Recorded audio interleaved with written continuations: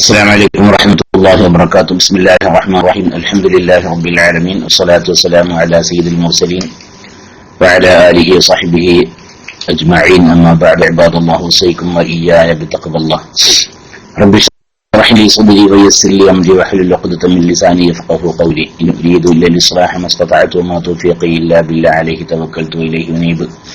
ബഹുമാനപ്പെട്ട സഹോദരന്മാരെ, സഹോദരിമാരെ, റേഡിയോ ശ്രോതാക്കളെ, പ്രിയപ്പെട്ട കുട്ടികളെ, അല്ലാഹു സുബ്ഹാനഹു വ തആല അവന്റെ ഇഷ്ടത്തിലായി, അവന്റെ തൃപ്തിയിലായി ജീവിക്കാതെ തൗഫീഖ് നമുക്ക് എല്ലാവർക്കും പ്രദാനം ചെയ്യട്ടെ. അവന് തൃപ്തിയില്ലാത്ത, അവന് ദേഷ്യം വരുന്ന ഒരു വിഷയം, എന്തെങ്കിലും ഒരു വിഷയം നമ്മിൽ ഉണ്ടാവുന്നതിന് അല്ലാഹു നമ്മെ എല്ലാവരെയും കാത്തുരക്ഷിക്കട്ടെ. ആമീൻ എന്ന് ദുആ ചെയ്യുകയും അള്ളാഹുവിന്റെ കൽപ്പനകളെല്ലാം സ്വീകരിച്ച് അള്ളാഹു വിരോധിച്ച വിഷയങ്ങളെല്ലാം ഒഴിഞ്ഞു നിന്നുകൊണ്ട് മുത്തഖീങ്ങളായി ജീവിക്കാൻ നിങ്ങളോടും എന്റെ സ്വന്തം ശരീരത്തോടും ഞാൻ വസിയത്ത് ചെയ്തുകൊണ്ട് ബഹുമാനപ്പെട്ട സിംസാറുൽ ഹഖ് ഹുദവിക്കും അതുപോലെ തന്നെ അതിന്റെ ആ ലൈവ് പരിപാടി നമുക്ക് എത്തിച്ചു തന്നവർക്കും അള്ളാഹു അർഹമായ പ്രതിഫലം പ്രദാനം ചെയ്യട്ടെ എന്ന് ദുആ ചെയ്തു നന്ദി രേഖപ്പെടുത്തി വിഷയത്തിലേക്ക് കടക്കുകയാണ്. കഴിഞ്ഞ നോമ്പിന് കുട്ടിക്ക് വയ്യാത്ത കാരണം, അതായത് പാല് കൊടുക്കുമ്പോൾ വയറ്റിന്ന് പോകുക, 4 നോമ്പ് ഒഴിവായി. ഈ നോമ്പ് എപ്പോഴെങ്കിലും ഈ നോമ്പ് ആയപ്പോഴേക്കും നോമ്പ് നോറ്റി വീട്ടിയിരിക്കുന്നു. ഇനി മുദ്ദ് കൊടുക്കണം. നിങ്ങൾ ആ 4 നോമ്പ് മുറിച്ചത്, 4 നോമ്പ് കഴിഞ്ഞ വർഷം നോറ്റിയില്ലല്ലോ, അത് കുട്ടിക്ക് വയ്യാത്തതിന്റെ പേരിൽ മാത്രമാണ് എങ്കിൽ, അതായത് നോമ്പ് നോറ്റുകൊണ്ട് കുട്ടിക്ക് മുല കൊടുത്താൽ കുട്ടിക്ക് വയറ്റിന് അതിന് അസുഖമുണ്ടാകും എന്ന ഉദ്ദേശത്തോടു കൂടി മാത്രമാണ്, എന്നുവെച്ചാൽ കുട്ടിയുടെ ആരോഗ്യം കണക്കിലെത്തുകൊണ്ട് മാത്രമാണ് നിങ്ങൾ നോമ്പ് മുറിച്ചത് എങ്കിൽ ആ നോമ്പ് ഖളാ ഊറ്റിയാൽ മാത്രം പോരാ, ഓരോ നോമ്പിനും ഓരോ മുദ്ദ് വീതം കൊടുക്കണം. നേരെ മറിച്ച് നിങ്ങളെ നോമ്പ് മുറിക്കുമ്പോൾ നിങ്ങളുടെ ആരോഗ്യവും കുട്ടിയുടെ ആരോഗ്യം രണ്ടും കണക്കിലെടുത്തിട്ടാണ് നോമ്പ് മുറിച്ചത്. എന്നാൽ പിന്നെ മുദ്ദ് കൊടുക്കണ്ട, പിന്നെന്ത് ചെയ്താൽ മതി? നോമ്പ് നോറ്റാൽ മാത്രം മതി. ഞാൻ ഒന്നുകൂടി പറയാം, നിങ്ങൾ 4 നോമ്പ് നോറ്റില്ല, അത് നിങ്ങളുടെയും കുട്ടിയുടെയും ആരോഗ്യം കണക്കിലെടുത്തുകൊണ്ടാണെങ്കിൽ പിന്നെ നിങ്ങൾ അതെന്ത് നോറ്റ് കൂട്ടിയല്ലോ, 4 നോമ്പ് നോറ്റ് കൂട്ടിയല്ലോ, മുദ്ദ് കൊടുക്കേണ്ടതില്ല. ആ 4 നോമ്പ് നോറ്റ് കൂട്ടിയാൽ മാത്രം മതി, മുദ്ദ് കൊടുക്കേണ്ടതില്ല. നേരെ മറിച്ച് നിങ്ങൾ നോമ്പ് മുറിച്ചത് കുട്ടിയുടെ ആരോഗ്യം മാത്രം കണക്കിലെടുത്തുകൊണ്ടാണ്, നിങ്ങളുടെ പ്രശ്നം നിങ്ങൾ ചിന്തിക്കാതെ കുട്ടിയുടെ ആരോഗ്യം മാത്രം കണക്കിലെടുത്തുകൊണ്ടാണെങ്കിൽ നിങ്ങൾ 4 നോമ്പ് നോറ്റല്ലോ, അതിന് പുറമെ 4 മുദ്ദ് കൂടി കൊടുക്കുകയും വേണം. ഈ സംശയം കൊടുക്കുകയാണ് ഈ പ്രശ്നം. 4 മുദ്ദ് അറപ്പ് എത്രയല്ലേ? 4 മുദ്ദ് അറപ്പ് 650 1,300 അല്ലെ, 2 കിലോ 600 ഗ്രാമാണ് 4 മുദ്ദ് അറല്ലേ. 2 കിലോ 600 ഗ്രാം, 2.5 കിലോ ആകുമ്പോൾ 100 ഗ്രാം കൂടി, അതാണ്. അത് 4 മിസ്കിന്മാർക്ക് കൊടുത്താല് അല്ലെ, ആ വിശ്വാസം മാറും ചെയ്യും. അതായത് ഞാൻ മസാല പറഞ്ഞല്ലോ, മസാല ഞാനാ പറഞ്ഞതാണ്. പിന്നെ അസ്സലാമു അലൈക്കും. വലൈക്കും സലാം വറഹ്മത്തുള്ളാഹി. വാട്സപ്പിൽ സലാം അടക്കേണ്ടത് എങ്ങനെ? വഅലൈക്കും സലാം എന്നോ വഅലൈഹി സലാം? ഇത് ഈ ചോദ്യം ഞാൻ ഇന്നലെ ചോദിച്ച ആൾക്ക് ഞാൻ PM-ലൂടെ തന്നെ മറുപടി കൊടുത്തിട്ടുണ്ട്. നമ്മളോട് നേരെ ഒരാൾ സലാം ചെല്ലുകയാണ്, നമ്മളോട് നേരിട്ട് സലാം ചെല്ലുകയാണല്ലോ, അത് എഴുത്തിലൂടെ ആവട്ടെ അതല്ലെങ്കിൽ നീ നേരിട്ട് പറയലാവട്ടെ, വാട്സപ്പിലൂടെ നമുക്ക് സലാം ചെല്ലുമ്പോൾ നേരിട്ടാണ് അല്ലേ, അത് നമുക്ക് തന്നെ സലാം ചെല്ലാണ്. അപ്പൊ അവിടെ വഅലൈക്കും സലാം എന്ന് തന്നെയാണ് നമ്മൾ അടക്കേണ്ടത്. വഅലൈക്കും സലാം. നേരെ മറിച്ച് ഒരാളോട് പറഞ്ഞേക്കാൻ നമുക്ക് സലാം, നമുക്ക് ഒരാളോട് സലാം പറയാൻ, ഇന്ന ആൾക്ക് അമീർ ഇങ്ങോട്ട് അസ്സലാമു അലൈക്കും പറഞ്ഞാട്ടാ എന്ന് പറഞ്ഞാല് അപ്പൊ ആണെന്താണ് പറഞ്ഞ ആൾക്ക് വഅലൈക്കും വഅലൈഹിസ്സലാം, നിങ്ങൾക്കും അദ്ദേഹത്തിനും അള്ളാഹുവിന്റെ സലാം ഉണ്ടായിരിക്കട്ടെ. അപ്പൊ അങ്ങനെയാണ് നടക്കേണ്ടത്. അപ്പൊ എഴുത്തിലൂടെ ആവട്ടെ പിന്നെ നേരിട്ട് വാക്കാലാവട്ടെ, സലാം ചെല്ലുമ്പോൾ വഅലൈക്കും അസ്സലാം എന്ന് തന്നെയാണ് മടക്കേണ്ടത്. മറ്റാരോടെങ്കിലും പറഞ്ഞയക്കുമ്പോൾ ആ പറഞ്ഞയച്ച ആൾക്ക് വഅലൈഹിസ്സലാം, അദ്ദേഹത്തിന്റെ മേൽ അള്ളാഹുവിന്റെ രക്ഷ ഉണ്ടാകും, അങ്ങനെയാണ് പറയേണ്ടത്. പിന്നെ അസ്സലാമു അലൈക്കും. വലൈക്കും സലാം വറഹ്മത്തുള്ളാഹി. ഉസ്താദെ, ഞാൻ സുബ്ഹി നിസ്കാരത്തിന് ശേഷം ഉള്ള ദിക്റുകളും ദുആകളും കഴിഞ്ഞതിന് ശേഷം സ്ഥിരമായി ചില ഔറാദുകൾ ഒരു ഓതുകയും ചെയ്യും. നിസ്കാര ശേഷമുള്ള ദിക്റ് ദുആക്ക് ശേഷം ആദ്യം ഖുർആൻ ഓതുകയാണോ നല്ലത്, അതോ ഔറാദുകൾ ചൊല്ലി തീർന്നതിന് ശേഷം ഖുർആൻ ഓതുകയാണോ? ചിലർ പറയുന്നു സ്ഥിരമായി ചൊല്ലുന്ന ഔറാദുകൾ സുബ്ഹി കഴിഞ്ഞ് ചൊല്ലി ശേഷം ഖുർആൻ ഓതിയാൽ മതി എന്ന്. പറഞ്ഞു തരണം പ്ലീസ്. പിന്നെ അതിന്റെ ഇടയിൽ മുദ്ദു കൊടുക്കാൻ കഴിയാത്ത ആളാണെങ്കിലോ എന്നൊരു ചോദ്യം വന്നിട്ടുണ്ട് നേരത്തെ ചോദ്യത്തിനോടനുബന്ധിച്ച് മുദ്ദു കൊടുക്കാൻ കഴിയാത്ത ആളാണെങ്കിലോ, നോമ്പ് നൂറ്റ് വീട്ടി പിന്നെ മുദ്ദു കൊടുക്കാൻ അയാൾക്ക് സാമ്പത്തികമായിട്ട് കഴിവില്ല, എന്നാൽ അത് അയാളുടെ നിമ്മത്തിൽ നിൽക്കുന്ന അയാൾക്ക് എന്നാണോ അയാൾക്ക് സാധിക്കുക അന്ന് കൊടുത്തു വിട്ടാൽ മതി. ഇനി കൊടുത്തു വിട്ടാൻ സാധിക്കാത്ത രീതിയിലാണ് മരിച്ചു പോയി നിൽക്കുക. അയാൾക്കാണെങ്കിൽ സ്വത്തൊന്നുമില്ല, അതുകൊണ്ട് പ്രശ്നമില്ല. അയാൾക്ക് ആണെങ്കിൽ സ്വത്തുണ്ടെങ്കിൽ എന്തിനാ സ്വത്തിന്റെ അയാളുടെ ആ മുദ്ദു കൊടുക്കണം. അത് ബാക്കിയുള്ള സ്വത്തെ അവകാശികൾക്ക് ഓഹരി തീർക്കാൻ പറ്റുള്ളൂ. നേരെ മറിച്ച് അയാൾക്ക് മുദ്ദു കൊടുക്കാൻ സാധിക്കുകയും ചെയ്തില്ല, അയാൾക്കാണെങ്കിലോ സ്വത്തൊന്നും ഇല്ലേനും ഒരു സ്വത്തും അവകാശികൾക്ക് ബാക്കി വെക്കാതെയാണ് മരിച്ചു പോയത്. എന്നാൽ ഒരു പ്രശ്നമില്ല, അതിന്റെ പേരിൽ ആൾക്ക് യാതൊരു കുറ്റവുമില്ല. കാരണം അയാൾ സാധിച്ചിരിക്കെ കൊടുക്കാതിരുന്നതല്ല, സാധിക്കാത്തത് കാരണം കൊടുക്കാതിരുന്നതാണ്. ഒരു പ്രശ്നമില്ല, ഒരു കുറ്റമില്ല. പിന്നെ അപ്പോ ഈ ചോദ്യകർത്താവ് ഇപ്പൊ എന്താ ചോദിച്ചത് മനസ്സിലായില്ലേ? അദ്ദേഹം സാധാരണ സുബഹിസ്കാരത്തിന്റെ ശേഷമുള്ള അദ്കാറുകൾക്കൊക്കെ ശേഷം സ്ഥിരമായ ചില വിറുതുകൾ അദ്ദേഹം ചെല്ലാറുണ്ട്. അതിനുശേഷം ഒരു ജുസ് ഖുർആൻ ഓതാറുമുണ്ട്. ഏതാണ് ആദ്യം ചെയ്യേണ്ടതെന്ന് ഇവിടെ മനസ്സിലാക്കേണ്ടത്. പിന്നെ സുബഹിസ്കാരം കഴിഞ്ഞ ഉടനെ ആദ്യം എല്ലാ നിസ്കാരത്തിന് ശേഷം അസ്തഗ്ഫിറുല്ലാഹ് അൽ ഖദീം അർ റഹീം അതുണ്ടല്ലോ, അത് ചെല്ലുക നിസ്കാരം കഴിഞ്ഞ ഉടനെ. അത് കാല് അനക്കുന്നതിന്റെ മുമ്പ് ചെല്ലലാണ് സുന്നത്ത്. നമ്മുടെ കാല് വെച്ചിട്ട് അങ്ങോട്ടോട്ട് മാറ്റി വെക്കുന്നതിന് മുമ്പ് ചെല്ലൽ സുന്നത്തായ ദിക്റിൽപ്പെട്ടാണ്. അപ്പൊ അതുകൊണ്ട് അത് ചെല്ലുക. പിന്നെ ലാ ഇലാഹ ഇല്ലല്ലാഹു വഹ്ദഹു ലാ ശരീക ലഹു അത് 10 പ്രാവശ്യം ചെല്ലുക.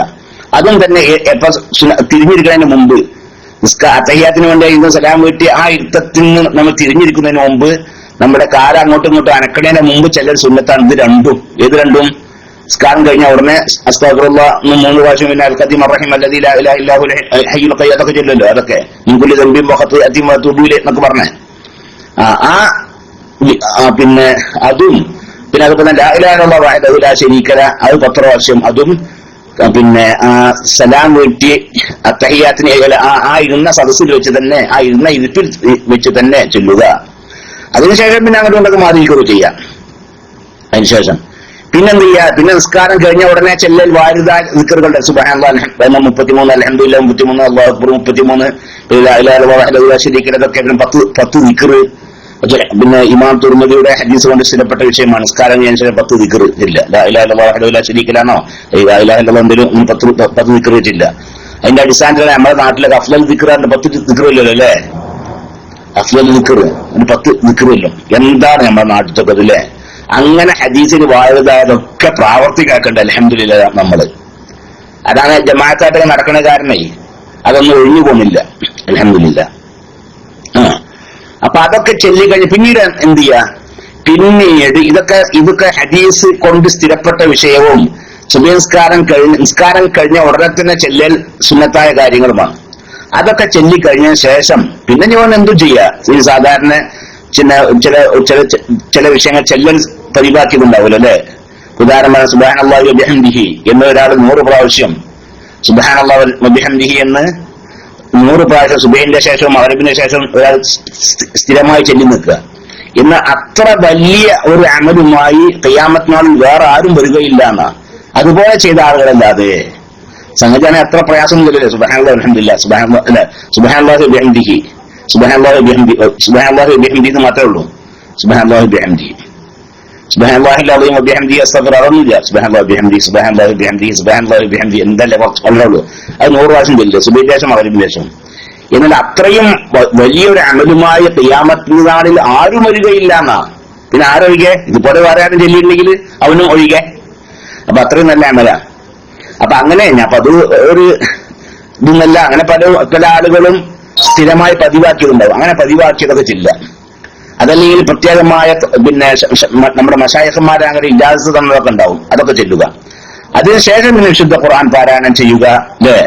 അതാണ് ഏറ്റവും നല്ലത് എന്നാണ് എനിക്ക് തോന്നുന്നത്. അല്ലെങ്കിൽ ഇപ്പൊ ഈ വിശുദ്ധ ഖുർആൻ പാരായണത്തിന് ശേഷം ഔറാദുകൾ ചെല്ലുക അതുകൊണ്ട് അത് സർവ്വ ശ്രദ്ധിക്കേണ്ടതിന്റെ വിഷയം. നിസ്കാരം കഴിഞ്ഞ ഉടനെ ചെല്ലൽ വാരിദായതുണ്ടാവുന്നു. നിസ്കാരം കഴിഞ്ഞ ഉടനെ ചെല്ലൽ വാരിദായത്. ആ വാരിദായത് ചെല്ലുക. അത് കഴിഞ്ഞ ശേഷം മറ്റു ഔറാദുകളൊക്കെ ചെല്ലുക. അതിനുശേഷം വിശുദ്ധ ഖുർആൻ പാരായണം ചെയ്യുക. സാധിക്കുമെങ്കിൽ അല്ലേ? ഒരു ഇദ്ദേഹം ഖുർആൻ ഓതുന്നുണ്ടാ പറഞ്ഞത്. അപ്പൊ സുബഹിന്റെ ശേഷം വന്ന ഔറാദുകളും അതിന് പുറമെ മൂപ്പർ പതിവാക്കിയ വിറുതുകളും പിന്നെ ദിവസേന ഒരു ജുസും അദ്ദേഹം ഓതുന്നു അല്ലെ. അപ്പോഴേക്കും ഏകദേശം ഒരു ലുഹാന്റെ സമയമൊക്കെ ആവൂലല്ലേ. സൂര്യൻ ഉദിച്ച ഒരു 20 മിനിറ്റിന്റെ ശേഷം എന്ത് ചെയ്യുക, ലുഹാ നിസ്കാരം കൂടെ നിർവഹിക്കുക.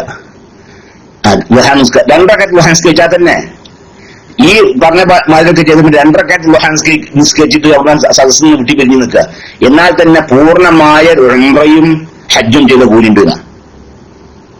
അതേസമയത്ത് 4 റക്അത്ത് നിസ്കരിക്കുകയാണെങ്കിൽ അതിനേക്കാളും കൂലിയുണ്ട്. അപ്പൊ എന്റെ പ്രിയപ്പെട്ട സഹോദരന്മാര്, അങ്ങനെ ചെയ്യുന്ന സഹോദരനോട് പ്രത്യേകം പറയാനുള്ളത്, ഈ നിക്കറുകളൊക്കെ ചൊല്ലി അപ്പൊ ഏകദേശം ലുഹാന്റെ സമയം ആയിട്ടുണ്ട്, സുബഹിസ്കാരം അല്ല സൂര്യൻ ഉദിച്ച് ഒരു 20 മിനിറ്റ് ആയിട്ടുണ്ടെങ്കിൽ പിന്നെ ലുഹാന്റെ സമയം കൂടി ആയിട്ടുണ്ട്. അപ്പൊ 4 റക്അത്ത് ലുഹയും കൂടി നിസ്കരിച്ചിട്ട് അങ്ങോട്ട് പിന്നെ പിരിഞ്ഞാല് ലുഹാന്റെ ഏറ്റവും ചുരുങ്ങിയതല്ല ഏറ്റവും അധികരിച്ചതല്ല, ഒരു അദ്നൽ കമാൽ അല്ലെ, ഒരു അദ്നൽ കമാൽ അത് അദ്ദേഹം ചെയ്തവനായി തീരും. അതിന് പുറമെ ഒരു പൂർണ്ണമായ ഹജ്ജിന്റെയും ഉംറയുടെയും കൂലി കിട്ടും ചെയ്യും. ദിവസേന ഇങ്ങനെ ചെയ്യുകയാണെങ്കിലോ എല്ലാ ദിവസവും ഹജ്ജും ഉംറ ചെയ്ത കൂലിയും കിട്ടി അല്ലേ. ആ ഹദീസിൽ തന്നത് ഹജ്ജത്തൻ താമത്തൻ എന്നാണുള്ളത്. താമത്തൻ താമത്തൻ താമത്തൻ എന്നുണ്ട് അവിടെ ഇതില് അല്ലെ. ഉംറത്തൻ താമത്തൻ, അത് ഉംറത്തൻ ഹജ്ജത്തൻ താമത്തൻ, അങ്ങനെയാണ് ഹദീസിൽ ഉള്ളത്. ഏതായാലും ഒരു പൂർണ്ണമായ ഹജ്ജും ഉംറയും ചെയ്ത കൂലി കിട്ടുകയും ചെയ്യും. അപ്പൊ അത് എന്റെ സഹോദരി എന്നറിയില്ല, പ്രാവർത്തികമാക്കാൻ ശ്രമിക്കൂ. അല്ലാഹു സുബ്ഹാനഹു വ തആല നമുക്ക് എല്ലാവർക്കും തൗഫീഖ് പ്രദാനം ചെയ്യട്ടെ. ആമീൻ ബിറഹ്മതിക യാ അർഹമർ റഹീമീൻ. പിന്നെ സംശയങ്ങൾ ആരോടെങ്കിലും അന്വേഷിച്ച് സംശയം തീർത്തു തരുമല്ലോ. എന്താണ് കുറെ ഉണ്ടല്ലോ. സംശയങ്ങൾ ആരോടെങ്കിലും അന്വേഷിച്ച് സംശയം തീർത്തു തരുമല്ലോ എന്നോടാ പറഞ്ഞത്. അല്ല അതല്ല, അത് ആരൊരു മുജാഹിദീങ്ങളാണല്ലേ, ആരെല്ലാവർക്കും അയച്ചു കൊടുക്കണമെന്നാണല്ലേ. എന്താണ് അവിടെ ടിക്കിടാനൊക്കെ ഉണ്ടല്ലോ. ദുആ ഇബാദത്താകുന്നു എന്നത് തർക്കമില്ലാത്ത നിധിവചനമാണ്. അത് ശരി തന്നെയാണല്ലോ, അത് ശരിയാണ്, അഭിപ്രായമില്ല. ദുആ മുഖുൽ ഇബാദാന്നും കൂടി ഉണ്ട് അല്ലെ. ദുആ ഇബാദത്തിന്റെ മജ്ജയാണ് എന്ന്. ദുആ ഹുവൽ ഇബാദാന്നുണ്ട്. ദുആയാണ് ഇബാദത്ത്, ദുആയാണ് ഇബാദത്ത്. അപ്പൊ ആവശ്യത്തിന് അഭിപ്രായ വ്യത്യാസമൊന്നുമില്ല. നിങ്ങൾക്ക് അങ്ങനത്തെ അഭിപ്രായം ആ അഭിപ്രായം തന്നെയാണ് നമുക്കുള്ളത്. പിന്നെന്താണ്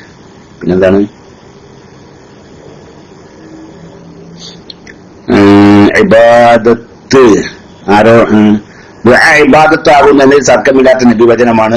ആയതിനാൽ ദുആ അള്ളാഹുവിൽ പ്രതിഫലം ലഭിക്കുന്ന പുണ്യകർമ്മമാണ്. അതും ശരി തന്നെയാണ്. ദുആ ചെയ്താലേ അത് ആ ദുആ സ്വീകരിക്കുന്നതിന് പുറമെ ദുആ ചെയ്തല്ലോ എന്ന സവാബും ലഭിക്കും അള്ളാഹുവിന്റെ അടുക്കൽ നിന്ന്. അതിന് വലിയ വ്യത്യാസമില്ല. കന്യാമറിയമ്മെ കാത്തുരക്ഷിക്കണേ, മുഹീദ്ദീൻ ശേഖെ കാക്കണേ, ബദരീങ്ങളെ കാക്കണേ, മുനമ്പത്തെ ബീവി കുഞ്ഞിന് രോഗം മാറണേ, ഇമാതിരി ദുആകൾ അള്ളാഹുവിൽ. എന്റെ പൊട്ടാത് ദുആല്ല എന്തായാലും ഇതുവരൊക്കെ നല്ല കാര്യമാണ്. പിന്നെ പൊട്ടത്തിലെ പറയാണല്ലേ, മഹാപൊട്ടത്തിലെ പറയാം. അത് ദുആല്ല, അതിന് സഹായാഭ്യർത്ഥന പറയാം. ദുആ ആണെങ്കിൽ എന്താ വെച്ചാൽ, ദുആ ആണെങ്കിൽ തലബുൽ മഊനത്തി അല്ലെ മിൻ റബ്ബിഹീന, ഒരാൾ തന്റെ രക്ഷിതാവിനോട്, തന്റെ ഖാലിഖായ അള്ളാഹുവിനോട് സഹായം ചോദിക്കുന്നതിനാണ് ദുആ എന്ന് പറയുന്നത്. കന്യാമറിയം ഖാലിഖത്ത മുൻപത്തെ ബീവി അങ്ങനെ സൃഷ്ടിച്ചത്. അപ്പൊ ഈ വക പൊട്ടത്തിലേറ്റിങ് നടക്കുമ്പോ ഖാലിഖിനോട്, സൃഷ്ടാവിനോട് സഹായം തേടുന്നതിനാണ് ദുആ എന്ന് പറയാം. അല്ലാതെ വേറെ മുൻപത്തെ ബീവി അതിനൊക്കെ സഹായം തേടുക എന്നാ പറയാം. സഹായം തേടിയാല് ഒരു മഖ്ലൂഖ് വേറെ മഖ്ലൂഖിനോട് സഹായം തേടിയാൽ മുശ്രിക്കാവൂല. അപ്പൊ അത് അല്ല, അത് ദുആ അല്ല, അതിനെ കുറിച്ച് ദുആ എന്നറിയില്ല. അപ്പൊ അത് പൊട്ടത്തരാണ്. ആദ്യം പറഞ്ഞ രണ്ട് കാര്യമാണ്, രണ്ടാമത് പറഞ്ഞ പൊട്ടത്തരാണ്. പിന്നെ അള്ളാഹു അല്ലാത്തവർ ദുആ കേൾക്കുകയില്ല. ദുആ കേൾക്കാൻ ദുആ പിന്നെ അള്ളാഹു അല്ലാത്തവർ ദുആ കേൾക്കൂലെന്നോ അല്ലേ? നമ്മൾ പള്ളിക്കത്തെ വിചാരിക്കാതെ ഇറക്കുമ്പോ മറ്റൊക്കെ കേൾക്കാതെ ആമീന്നല്ലേ.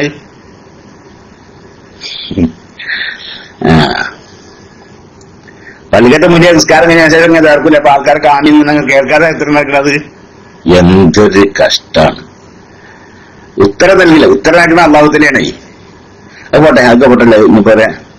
ഒരാൾ 60 വയസ്സ് വരെ ജീവിച്ചു, അയാൾ നിസ്കാരം മുറ നിർവഹിച്ചു, സക്കാത്ത് കണക്കനുസരിച്ച് കൊടുത്തു വീട്ടി, എല്ലാ റമദാനും നോമ്പ് കൃത്യമായി നോക്കി തീർത്തു, ഹജ്ജും ഉംറയും നിർവഹിച്ചു, പണം നേരായ രീതിയിൽ സമ്പാദിക്കുകയും അനുവദനീയ മാർഗത്തിൽ മാത്രം ചിലവ് ചെയ്യുകയും ചെയ്തു, സുന്നത്ത് നിസ്കാരങ്ങൾ, സദഖ, നബിയുടെ മേൽ സ്വലാത്ത്, ദിക്റുകൾ, ദുആകൾ ഇത്യാദി കാര്യങ്ങൾ ഒരുപാട് ചെയ്തു. വിശ്വാസരംഗത്തെ അള്ളാഹുവിലും മലക്കോടിലും ഖുർആനിലും പ്രവാചകന്മാരിലും അന്ത്യനാളിലും അള്ളാഹുവിന്റെ ഖദറിലും ഉറച്ചു വിശ്വസിക്കുകയും ചെയ്തു. എന്നാൽ അയാൾ ഒരിക്കലും മൗലൂദ് മാലാറാത്തിമ്പോൾ ഓദിക്കുകയോ ചെയ്തില്ല. ഒരു ദർഗയിലും സിയാറത്ത് നടത്തിയിട്ടില്ല. നിസ്കാരത്തിന് ശേഷമുള്ള കൂട്ടുപ്രാർത്ഥനയോ ഹദ്ദാദ് റാത്തീബിലോ വ്യാഴാഴ്ച സ്പെഷ്യൽ സ്വലാത്തിലോ പങ്കെടുത്തില്ല. അയാൾ പിഴച്ചവനാണോ, അയാൾ സ്വർഗാവകാശിയാണോ നരകാവകാശിയാണോ ആവാനാണ് സാധ്യത. എന്റെ ചങ്ങായി മരങ്ങക്ക് എന്തെങ്കിലും ലെവലില്ലക്ക്. ഞാൻ ചോദിക്കട്ടെ, ഈ വ്യക്തിയോട് ചോദിക്കാൻ ഒരാൾ നിസ്കാരം കൃത്യമായി നിർവഹിച്ചിട്ടുണ്ട്, റമദാൻ മാസത്തിൽ നോമ്പ് നോക്കുന്നുണ്ട്, മാത്രമല്ല സുന്നത്ത് റവാത്തിബ് സുന്നത്ത് നിസ്കാരത്തിന് മുമ്പും ശേഷമൊക്കെ റവാത്തിബ് സുന്നത്തൊക്കെ അയാൾ നിർവഹിക്കുന്നു. ഇനി റംസാന്റെ നോമ്പ് മാത്രമല്ല, അയ്യാമുൽ ബീദും വ്യാഴാഴ്ചയും തിങ്കളാഴ്ചയൊക്കെ അദ്ദേഹം നോമ്പ് നോക്കുന്നുണ്ട്, സക്കാത്ത് കൊടുക്കുന്നുണ്ട്, ഹജ്ജ് ചെയ്യുന്നുണ്ട്, ഖുർആൻ പാരായണം നടത്തുന്നുണ്ട്, ദിക്റുകളും ഔറാദുകളൊക്കെ ചെല്ലുന്നുണ്ട്. അയാൾ ളുഹ നിസ്കരിച്ചിട്ടില്ല.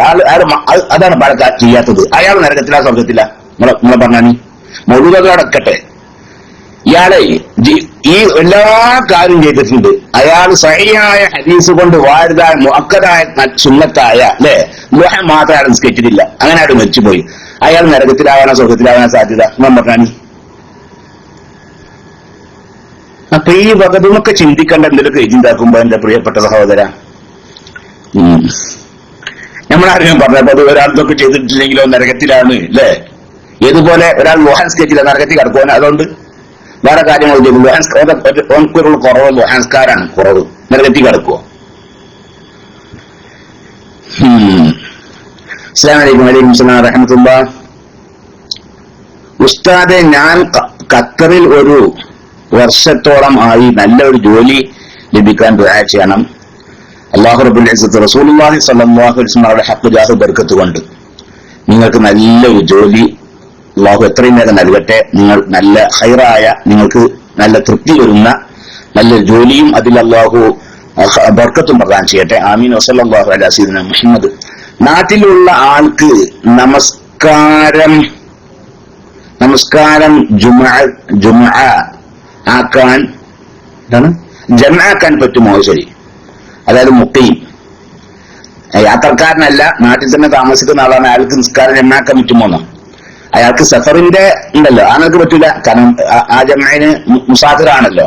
അതേസമയത്ത് ആൾക്ക് മഴക്കാരൻ ജംആക്കാം, മഴക്കാരൻ ജംആക്കൽ അനുവദിക്കപ്പെടും. അല്ലെങ്കിൽ രോഗം കാരണം ജംആക്കലുണ്ട്, രോഗം കാരണം ജംആക്കൽ. അത് ഇങ്ങനെ പെട്ടെന്ന് പറയാൻ നിർവഹിക്കാൻ പറ്റുന്ന ഒരു വിഷയമല്ല. മഴക്കാരൻ ജമാക്കലുണ്ടല്ലോ, അത് നമ്മൾ എപ്പോഴും പറയാറുണ്ട്. സാധാരണ ജമാഅത്തിന് പങ്കെടുക്കുന്ന ഒരാളാണ്, അങ്ങനെ ആളെന്ത് ചെയ്ത് സ്ഥിരമായി ജമാഅത്തിന് പങ്കെടുക്കുന്ന ആളാണ്. അങ്ങനെ അവിടെ മുന്തിച്ച ജമാക്കാൻ, പിന്തിച്ച ജമാക്കാൻ പറ്റില്ല, മുന്തിച്ച ജമാക്കും. അയാൾ ആദ്യം ലുഹർക്ക് പള്ളിക്ക് പോയതാണ്. ലുഹർക്ക് പള്ളിക്ക് പോയതാണ്. പിന്നെ അങ്ങനെ ലുഹർ നിസ്കരിക്കാൻ നിൽക്കുമ്പോ നല്ല മഴ ഉണ്ട്. ലുഹറിന് സലാം വിട്ടാൻ നേരത്തെ മഴ ഉണ്ട്. അപ്പൊ അയാൾക്ക് എന്ത് ചെയ്യുക? അസറും അവിടെ തന്നെ വെച്ച് ജമാക്കിയിട്ട് അങ്ങോട്ട് നിസ്കരിച്ചിട്ട് പിന്നെ പോരാ. പിന്നെ ഞാൻ അസർ നിസ്കരിക്കേണ്ടതില്ല. അപ്പൊ മുന്തിച്ചെണ്ണാക്കാനേ പറ്റൂല, പിന്തിച്ചെണ്ണാക്കാൻ പറ്റൂല.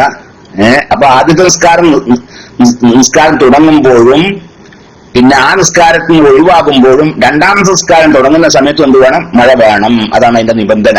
അങ്ങനെ സ്ഥിരമായിട്ട് ജമാഅത്തിന് പങ്കെടുക്കുന്ന ആളാവുകയും വേണം. ഇത് അയാൾക്ക് അങ്ങനെ ജമാക്കാം. അതാണ് മഴയ്ക്ക് വേണ്ടിയുള്ള ജമാക്കൽ.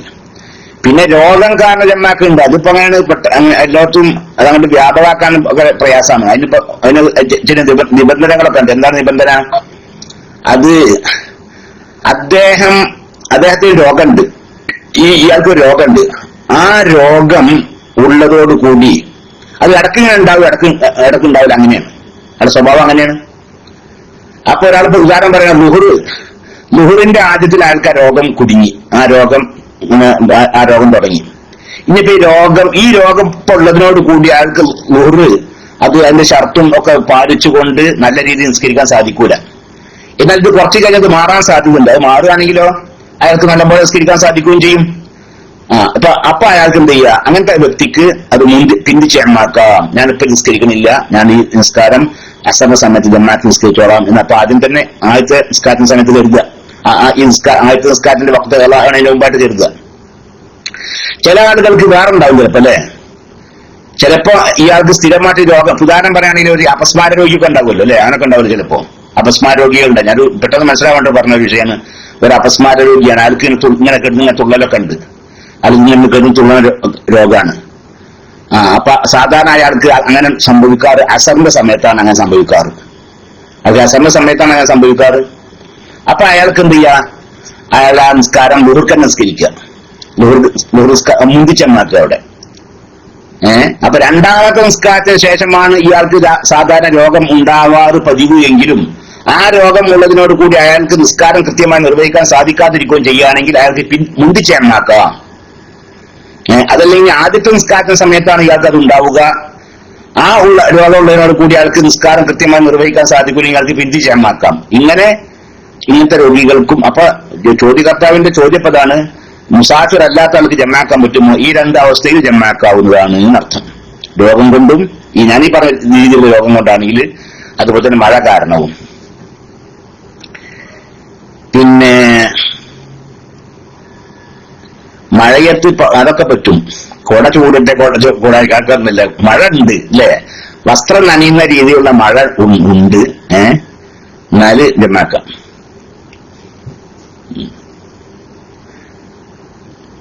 അത് മുന്തിച്ചമാക്കാനേ പറ്റുള്ളൂ, മുന്തിച്ചമാക്കാൻ പറ്റൂല. അപ്പൊ ലുഹുർക്ക് മഴയാണ്, അപ്പൊ ഞാൻ അസർക്ക് ജമാക്കാനെ പറ്റുമോ? അത് പറ്റൂല. ലുഹുർക്ക് ജമാഅത്തിന് പോയതായിരുന്നു അവൻ. അപ്പൊ നിസ്കാരത്തിൽ ലുഹറിന്റെ ആദ്യത്തിലും നിസ്കാരത്തിൽ സലാം മുട്ടുന്ന സമയത്തൊക്കെ മഴ ഉണ്ട്. അപ്പൊ എന്ത് ചെയ്യാ, അപ്പൊ അസർ കൂടി ജമാഅത്ത് നിസ്കരിക്കുന്നു പോരാ. അങ്ങനെയാണ്.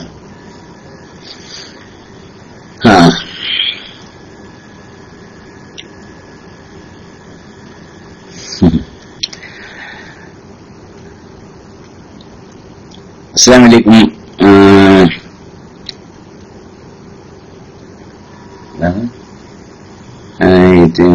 അസ്സലാമു അലൈക്കും ഉസ്താദെ, ഖുർആന്റെ നാട്ടിലുള്ള ഖുർആന്റെ ആയത്തുകൾ ഒന്നു കൂടാതെ മനപ്പാഠം ഓതുന്നത് കൊണ്ട് കുഴപ്പമുണ്ട്? ഒരു കുഴപ്പമില്ല റഹ്മാനായ റബ്ബെ.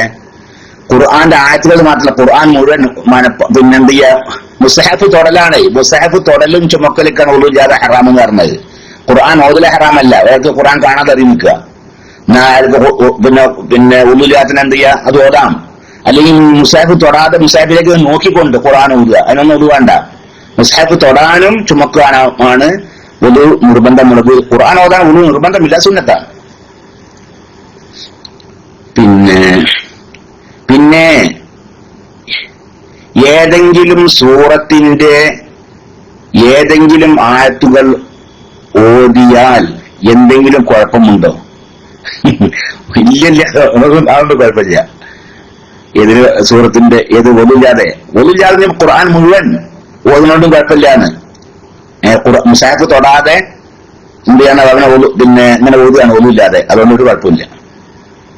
അസ്സലാമു അലൈക്കും. വലൈക്കും സലാം റഹ്മത്തുള്ളാഹി. ഉസ്താദെ, സ്ത്രീകൾ മരിച്ചാൽ മയ്യിത്ത് കഫൻ ചെയ്യേണ്ടത് സ്ത്രീകൾ തന്നെയാണോ? അതാണ് തന്നെയാണ്.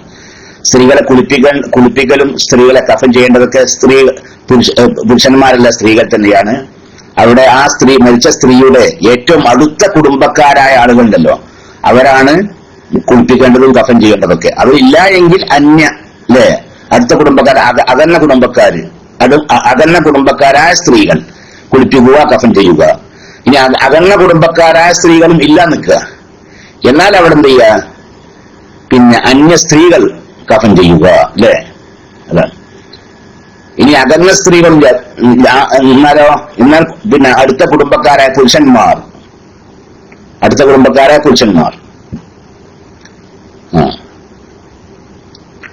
ഇനി അടുത്ത കുടുംബക്കാരായ പുരുഷന്മാരില്ല, എന്നാലോ അകന്ന കുടുംബക്കാരായ പുരുഷന്മാർ, അല്ലേ? ഇത് കഫൻ ചെയ്യുന്നതിനെ കുറിച്ചാട്ടാ. പിന്നെ അതേസമയത്ത് മയ്യിത്ത് കുളിപ്പിക്കുന്നതിനെ കുറിച്ചല്ല, കഫൻ ചെയ്യലും മയ്യിത്ത് കുളിപ്പിക്കുന്നതിന് വ്യത്യാസമുണ്ട്. കുളിപ്പിക്കലിന്റെ മാറ്റമില്ലേ? പിന്നെ മയ്യിത്ത് കുളിപ്പിക്കല് അല്ലേ, തൊട്ടാൽ മുറിയാത്ത പുരുഷനും ഇല്ല നിൽക്കുക, പിന്നെ ആരേ ഉള്ളൂ? തൊട്ടാൽ ഒളു മുറിയുന്ന പുരുഷൻ മാത്രമേ ഉള്ളൂ. എന്നാലും അവിടെ മയ്യത്ത് കുളിപ്പിക്കാൻ പാടില്ല. പിന്നെ കഫൻ അല്ല പിന്നെ തേമം ചെയ്യുക, കഫൻ ചെയ്യുക, മയ്യത്ത് നിസ്കരിക്കുക, മറവ് ചെയ്യുക, അതാണ് വേണ്ടത്. ഏതായാലും ശരിയാ, കഫൻ ചെയ്യേണ്ടത് സ്ത്രീകൾ തന്നെയാണ്. സ്ത്രീയുടെ കഫൻ ചെയ്യേണ്ടത് സ്ത്രീ തന്നെയാണ്. ഇനി സ്ത്രീകളില്ല, പിന്നെ ആരേ ഉള്ളൂ? പുരുഷന്മാര് മാത്രമേ ഉള്ളൂ. ഏത് പുരുഷന്മാരേ ഉള്ളൂ? അന്യ പുരുഷന്മാര് മാത്രമേ ഉള്ളൂ. എന്നാലും അവിടെ കഫൻ ചെയ്യണം, കുളിപ്പിക്കാൻ പറ്റൂല. അവിടെ മയ്യത്ത് തേമം ചെയ്യണം അവിടെ വേണ്ടത്. പക്ഷെ കഫൻ ചെയ്യണം. കഫൻ ചെയ്യാതെ അവർക്ക് ഒന്നും ഇല്ലാതെ മറവ് ചെയ്യാൻ പറ്റൂല്ലോ. അതാണ് ഉസ്താദ്, അസറിന്റെ സമയം ഹൈദ് ഉണ്ടായാൽ ശുദ്ധിയായ ശേഷം ളുഹർ കൂടി നിസ്കരിക്കണമെന്ന് പറഞ്ഞല്ലോ. പടച്ചോൻ അങ്ങനല്ലേ പറഞ്ഞത്? അങ്ങനല്ല പറഞ്ഞത്. അസറിന്റെ സമയം ഹൈദ് ഉണ്ടായാൽ എന്നല്ല, അങ്ങനെയാണ് പറഞ്ഞത്. അസറിന്റെ സമയത്ത് ഒരു പെണ്ണിന്റെ ഹൈദ് മാറി നിൽക്കുക, അത് രക്തം വരവ് നിന്നു. എന്നാൽ ആ കുളിച്ചതിന് ശേഷം അസർ മാത്രം നിസ്കരിച്ചാൽ പോരാന്ന്, പിന്നെ ളുഹർ കൂടി നിസ്കരിക്കണം. അങ്ങനെയാണ്, അതാ പറഞ്ഞത്. അതല്ലാതെ മുമ്പ് ഹൈദ് ഉണ്ടായ സമയത്തില് ഹൈദ് തുടങ്ങിയത് അസർക്കാൻ നിൽക്കുക. അസറിന്റെ സമയമായിരിക്കുന്നു, നിസ്കരിക്കാനുള്ള സമയം കഴിഞ്ഞതിന് ശേഷം അവർക്ക് നിസ്കരിക്കാനുള്ള സൗകര്യം ഉണ്ടായി. പക്ഷെ അവിടെ നിസ്കരിച്ചിട്ടുണ്ടായിരുന്നില്ല. ആ സമയത്താണ് അവർക്ക് ഹൈദ് ഉണ്ടായത്. എന്നാൽ പിന്നെ ഹൈദ് മാറിയതിനു ശേഷം ആ അസർ കള്ളാ കിട്ടണം, അവിടെ ളുഹർ കള്ളാ കിട്ടണം. വേണ്ട, അവിടെ ളുഹർ അവിടെ ശരിക്കും നിസ്കരിച്ചതാണ് ആദ്യം അല്ലേ? അവിടെ ളുഹർ അവിടെ നിസ്കരിച്ചതാണ്. ഇനി അവിടെ ഒന്നുകൂടെ കള്ളാ കിട്ടൊന്നും വേണ്ട. അവിടെ അതല്ല പറഞ്ഞത്. എങ്ങനെ ഒരു സ്ത്രീക്ക് ഒരു വഖത്ത് നിസ്കാരം ഉണ്ടല്ലോ, ആ നിസ്കാരത്തിന്റെ സമയം കടന്ന് ആ നിസ്കാരം നിർവഹിക്കാനുള്ള സമയം കഴിഞ്ഞു, അതിനുശേഷം ആൾക്ക് ഹൈദ് ഉണ്ടായത്. അവൾ നിസ്കരിക്കാൻ പറ്റിയപ്പോഴത്തെ ഹൈദ് ഉണ്ടായി നിൽക്കുക. അപ്പൊ നിസ്കരിക്കാൻ പറ്റുമോ? നിസ്കരിക്കാൻ പറ്റില്ല. പിന്നെ എന്ത് വേണം? ഹൈദ് മാറി രക്തം വരെ ഒക്കെ നിന്നു, ശുദ്ധിയായി കുളിച്ചു, അപ്പോൾ ആ നിസ്കാരം കഥാ കൂട്ടണം. എന്തുകൊണ്ട് കഥാ കൂട്ടണം? അവൾക്ക് ഹൈദ് ഉണ്ടായ സമയത്ത് നിസ്കരിക്കാനുള്ള സൗകര്യം ഉണ്ടായതിനു ശേഷമാണ് അത് ഉണ്ടായത്. പക്ഷെ അവൾക്ക് അതിന്റെ പേര് കുറ്റക്കാരിയല്ല, കലാ ആക്കിയതിന്റെ പേര് അവൾ കുറ്റക്കാരിയല്ല. എന്തുകൊണ്ട് കുറ്റക്കാരിയല്ല? അവള് ആ ഒരു നിസ്കാരം കലാക്കിയിൽ എപ്പോഴേ കുറ്റമുള്ളൂ അല്ലെ? ഒരു നിസ്കാരം നിർവഹിച്ചില്ല എപ്പോഴാണ് കുറ്റം? അതിന്റെ അവസാനം വക്ത് വരേക്കും പിന്തിച്ച്, അതുകൊണ്ട് കുറ്റണ്ട ഇല്ല. അതിന്റെ ഏതുവരേക്കും പിന്തിച്ച കുറ്റമില്ല. വക്കത്തിന്റെ അവസാനം നിസ്കാരം മുഴുവൻ വക്കത്തിന്റെ ഉള്ളിലായി നിർവഹിക്കാൻ സാധിക്കും. അത്ര സമയം വരേക്കും പിന്തിക്കാം. അതിന്റെയും അപ്പുറം പിന്തിക്കൽ കുറ്റാണ്. ഒരാൾ ളുഹർ നിസ്കരിച്ചില്ല, എപ്പോഴും നിസ്കരിച്ചില്ല, ആദ്യ വക്കത്തിൽ നിസ്കരിച്ചില്ല, അങ്ങനെ ആൾ മരിച്ചുപോയി, അതിന്റെ പേര് ആൾ ശിക്ഷിക്കോ? ഇല്ല. ഒരു 2 മണിക്കാണ് ആള് മരിച്ചത് അല്ലെ? ഒരു ഉച്ചയ്ക്ക് 2 മണിക്കാണ് മരിച്ചത്. ആൾ ളുഹർ നിസ്കരിച്ചിട്ടുണ്ടായിരുന്നില്ല, അതിന്റെ പേര് ശിക്ഷിക്കോ? ഇല്ല. പിന്നെ ആള് മരിച്ചത് എപ്പോഴൊക്കെ എന്താ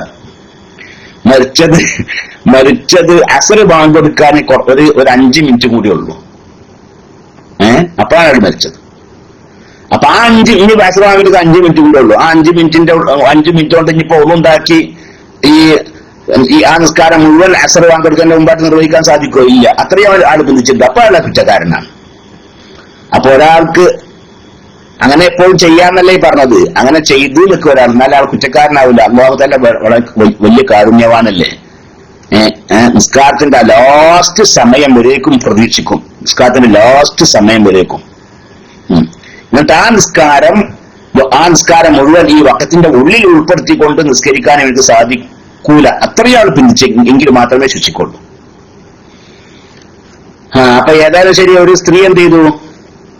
പക്ഷെ അതേ സമയത്ത് ഒരു സ്ത്രീ, അവൾക്ക് ഹൈദ് ഉണ്ടായത് പിന്നെ ഉദാഹരണം പറഞ്ഞ 2 മണിക്ക്, ഉച്ചക്ക് 2 മണിക്കാണ് ആൾക്ക് ഹൈദ് ഉണ്ടായത്. അവൾ നിസ്കരിച്ചിട്ടുണ്ടായിരുന്നില്ല. എന്ത് നിസ്കരിക്കാനത്? പിന്നെ കുളിയൊക്കെ കഴിഞ്ഞില്ലേ, അസ്റായിട്ടില്ലല്ലോ, അസ്രക്കാകുമ്പോഴത്തേക്കും നിസ്കരിക്കണം എന്നാണ് കരുതിയത്.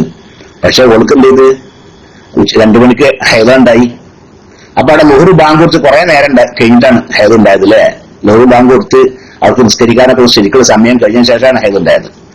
അപ്പോൾ എന്ത് വേണം? അവൾ കുറ്റക്കാരിയല്ല എങ്കിലും ഇനി ഹൈദ് മാറിയതിനു ശേഷം കുളിച്ച് അവൾ ആ ളുഹർ നിസ്കാരം ഖളാ വീട്ടണം. ഇനി അസർക്കാണ് അവൾക്ക് ഹൈദ് ഉണ്ടായെങ്കിലോ? അസർ നിസ്കരിച്ചിട്ടില്ല, എന്നാ പിന്നെ ളുഹർ ഖളാ വീട്ടണം. വേണ്ട, അവൾ ളുഹർ നിസ്കരിക്കണം ആദ്യം. അവൾ അസറിനെ ഖളാ വീട്ടിയാൽ മതി.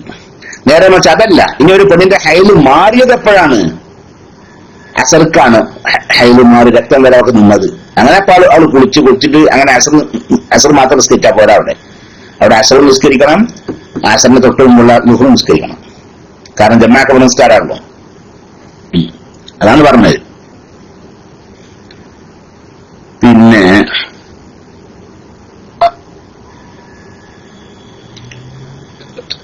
അല്ലാഹു റബ്ബി, പിന്നെന്താണ്?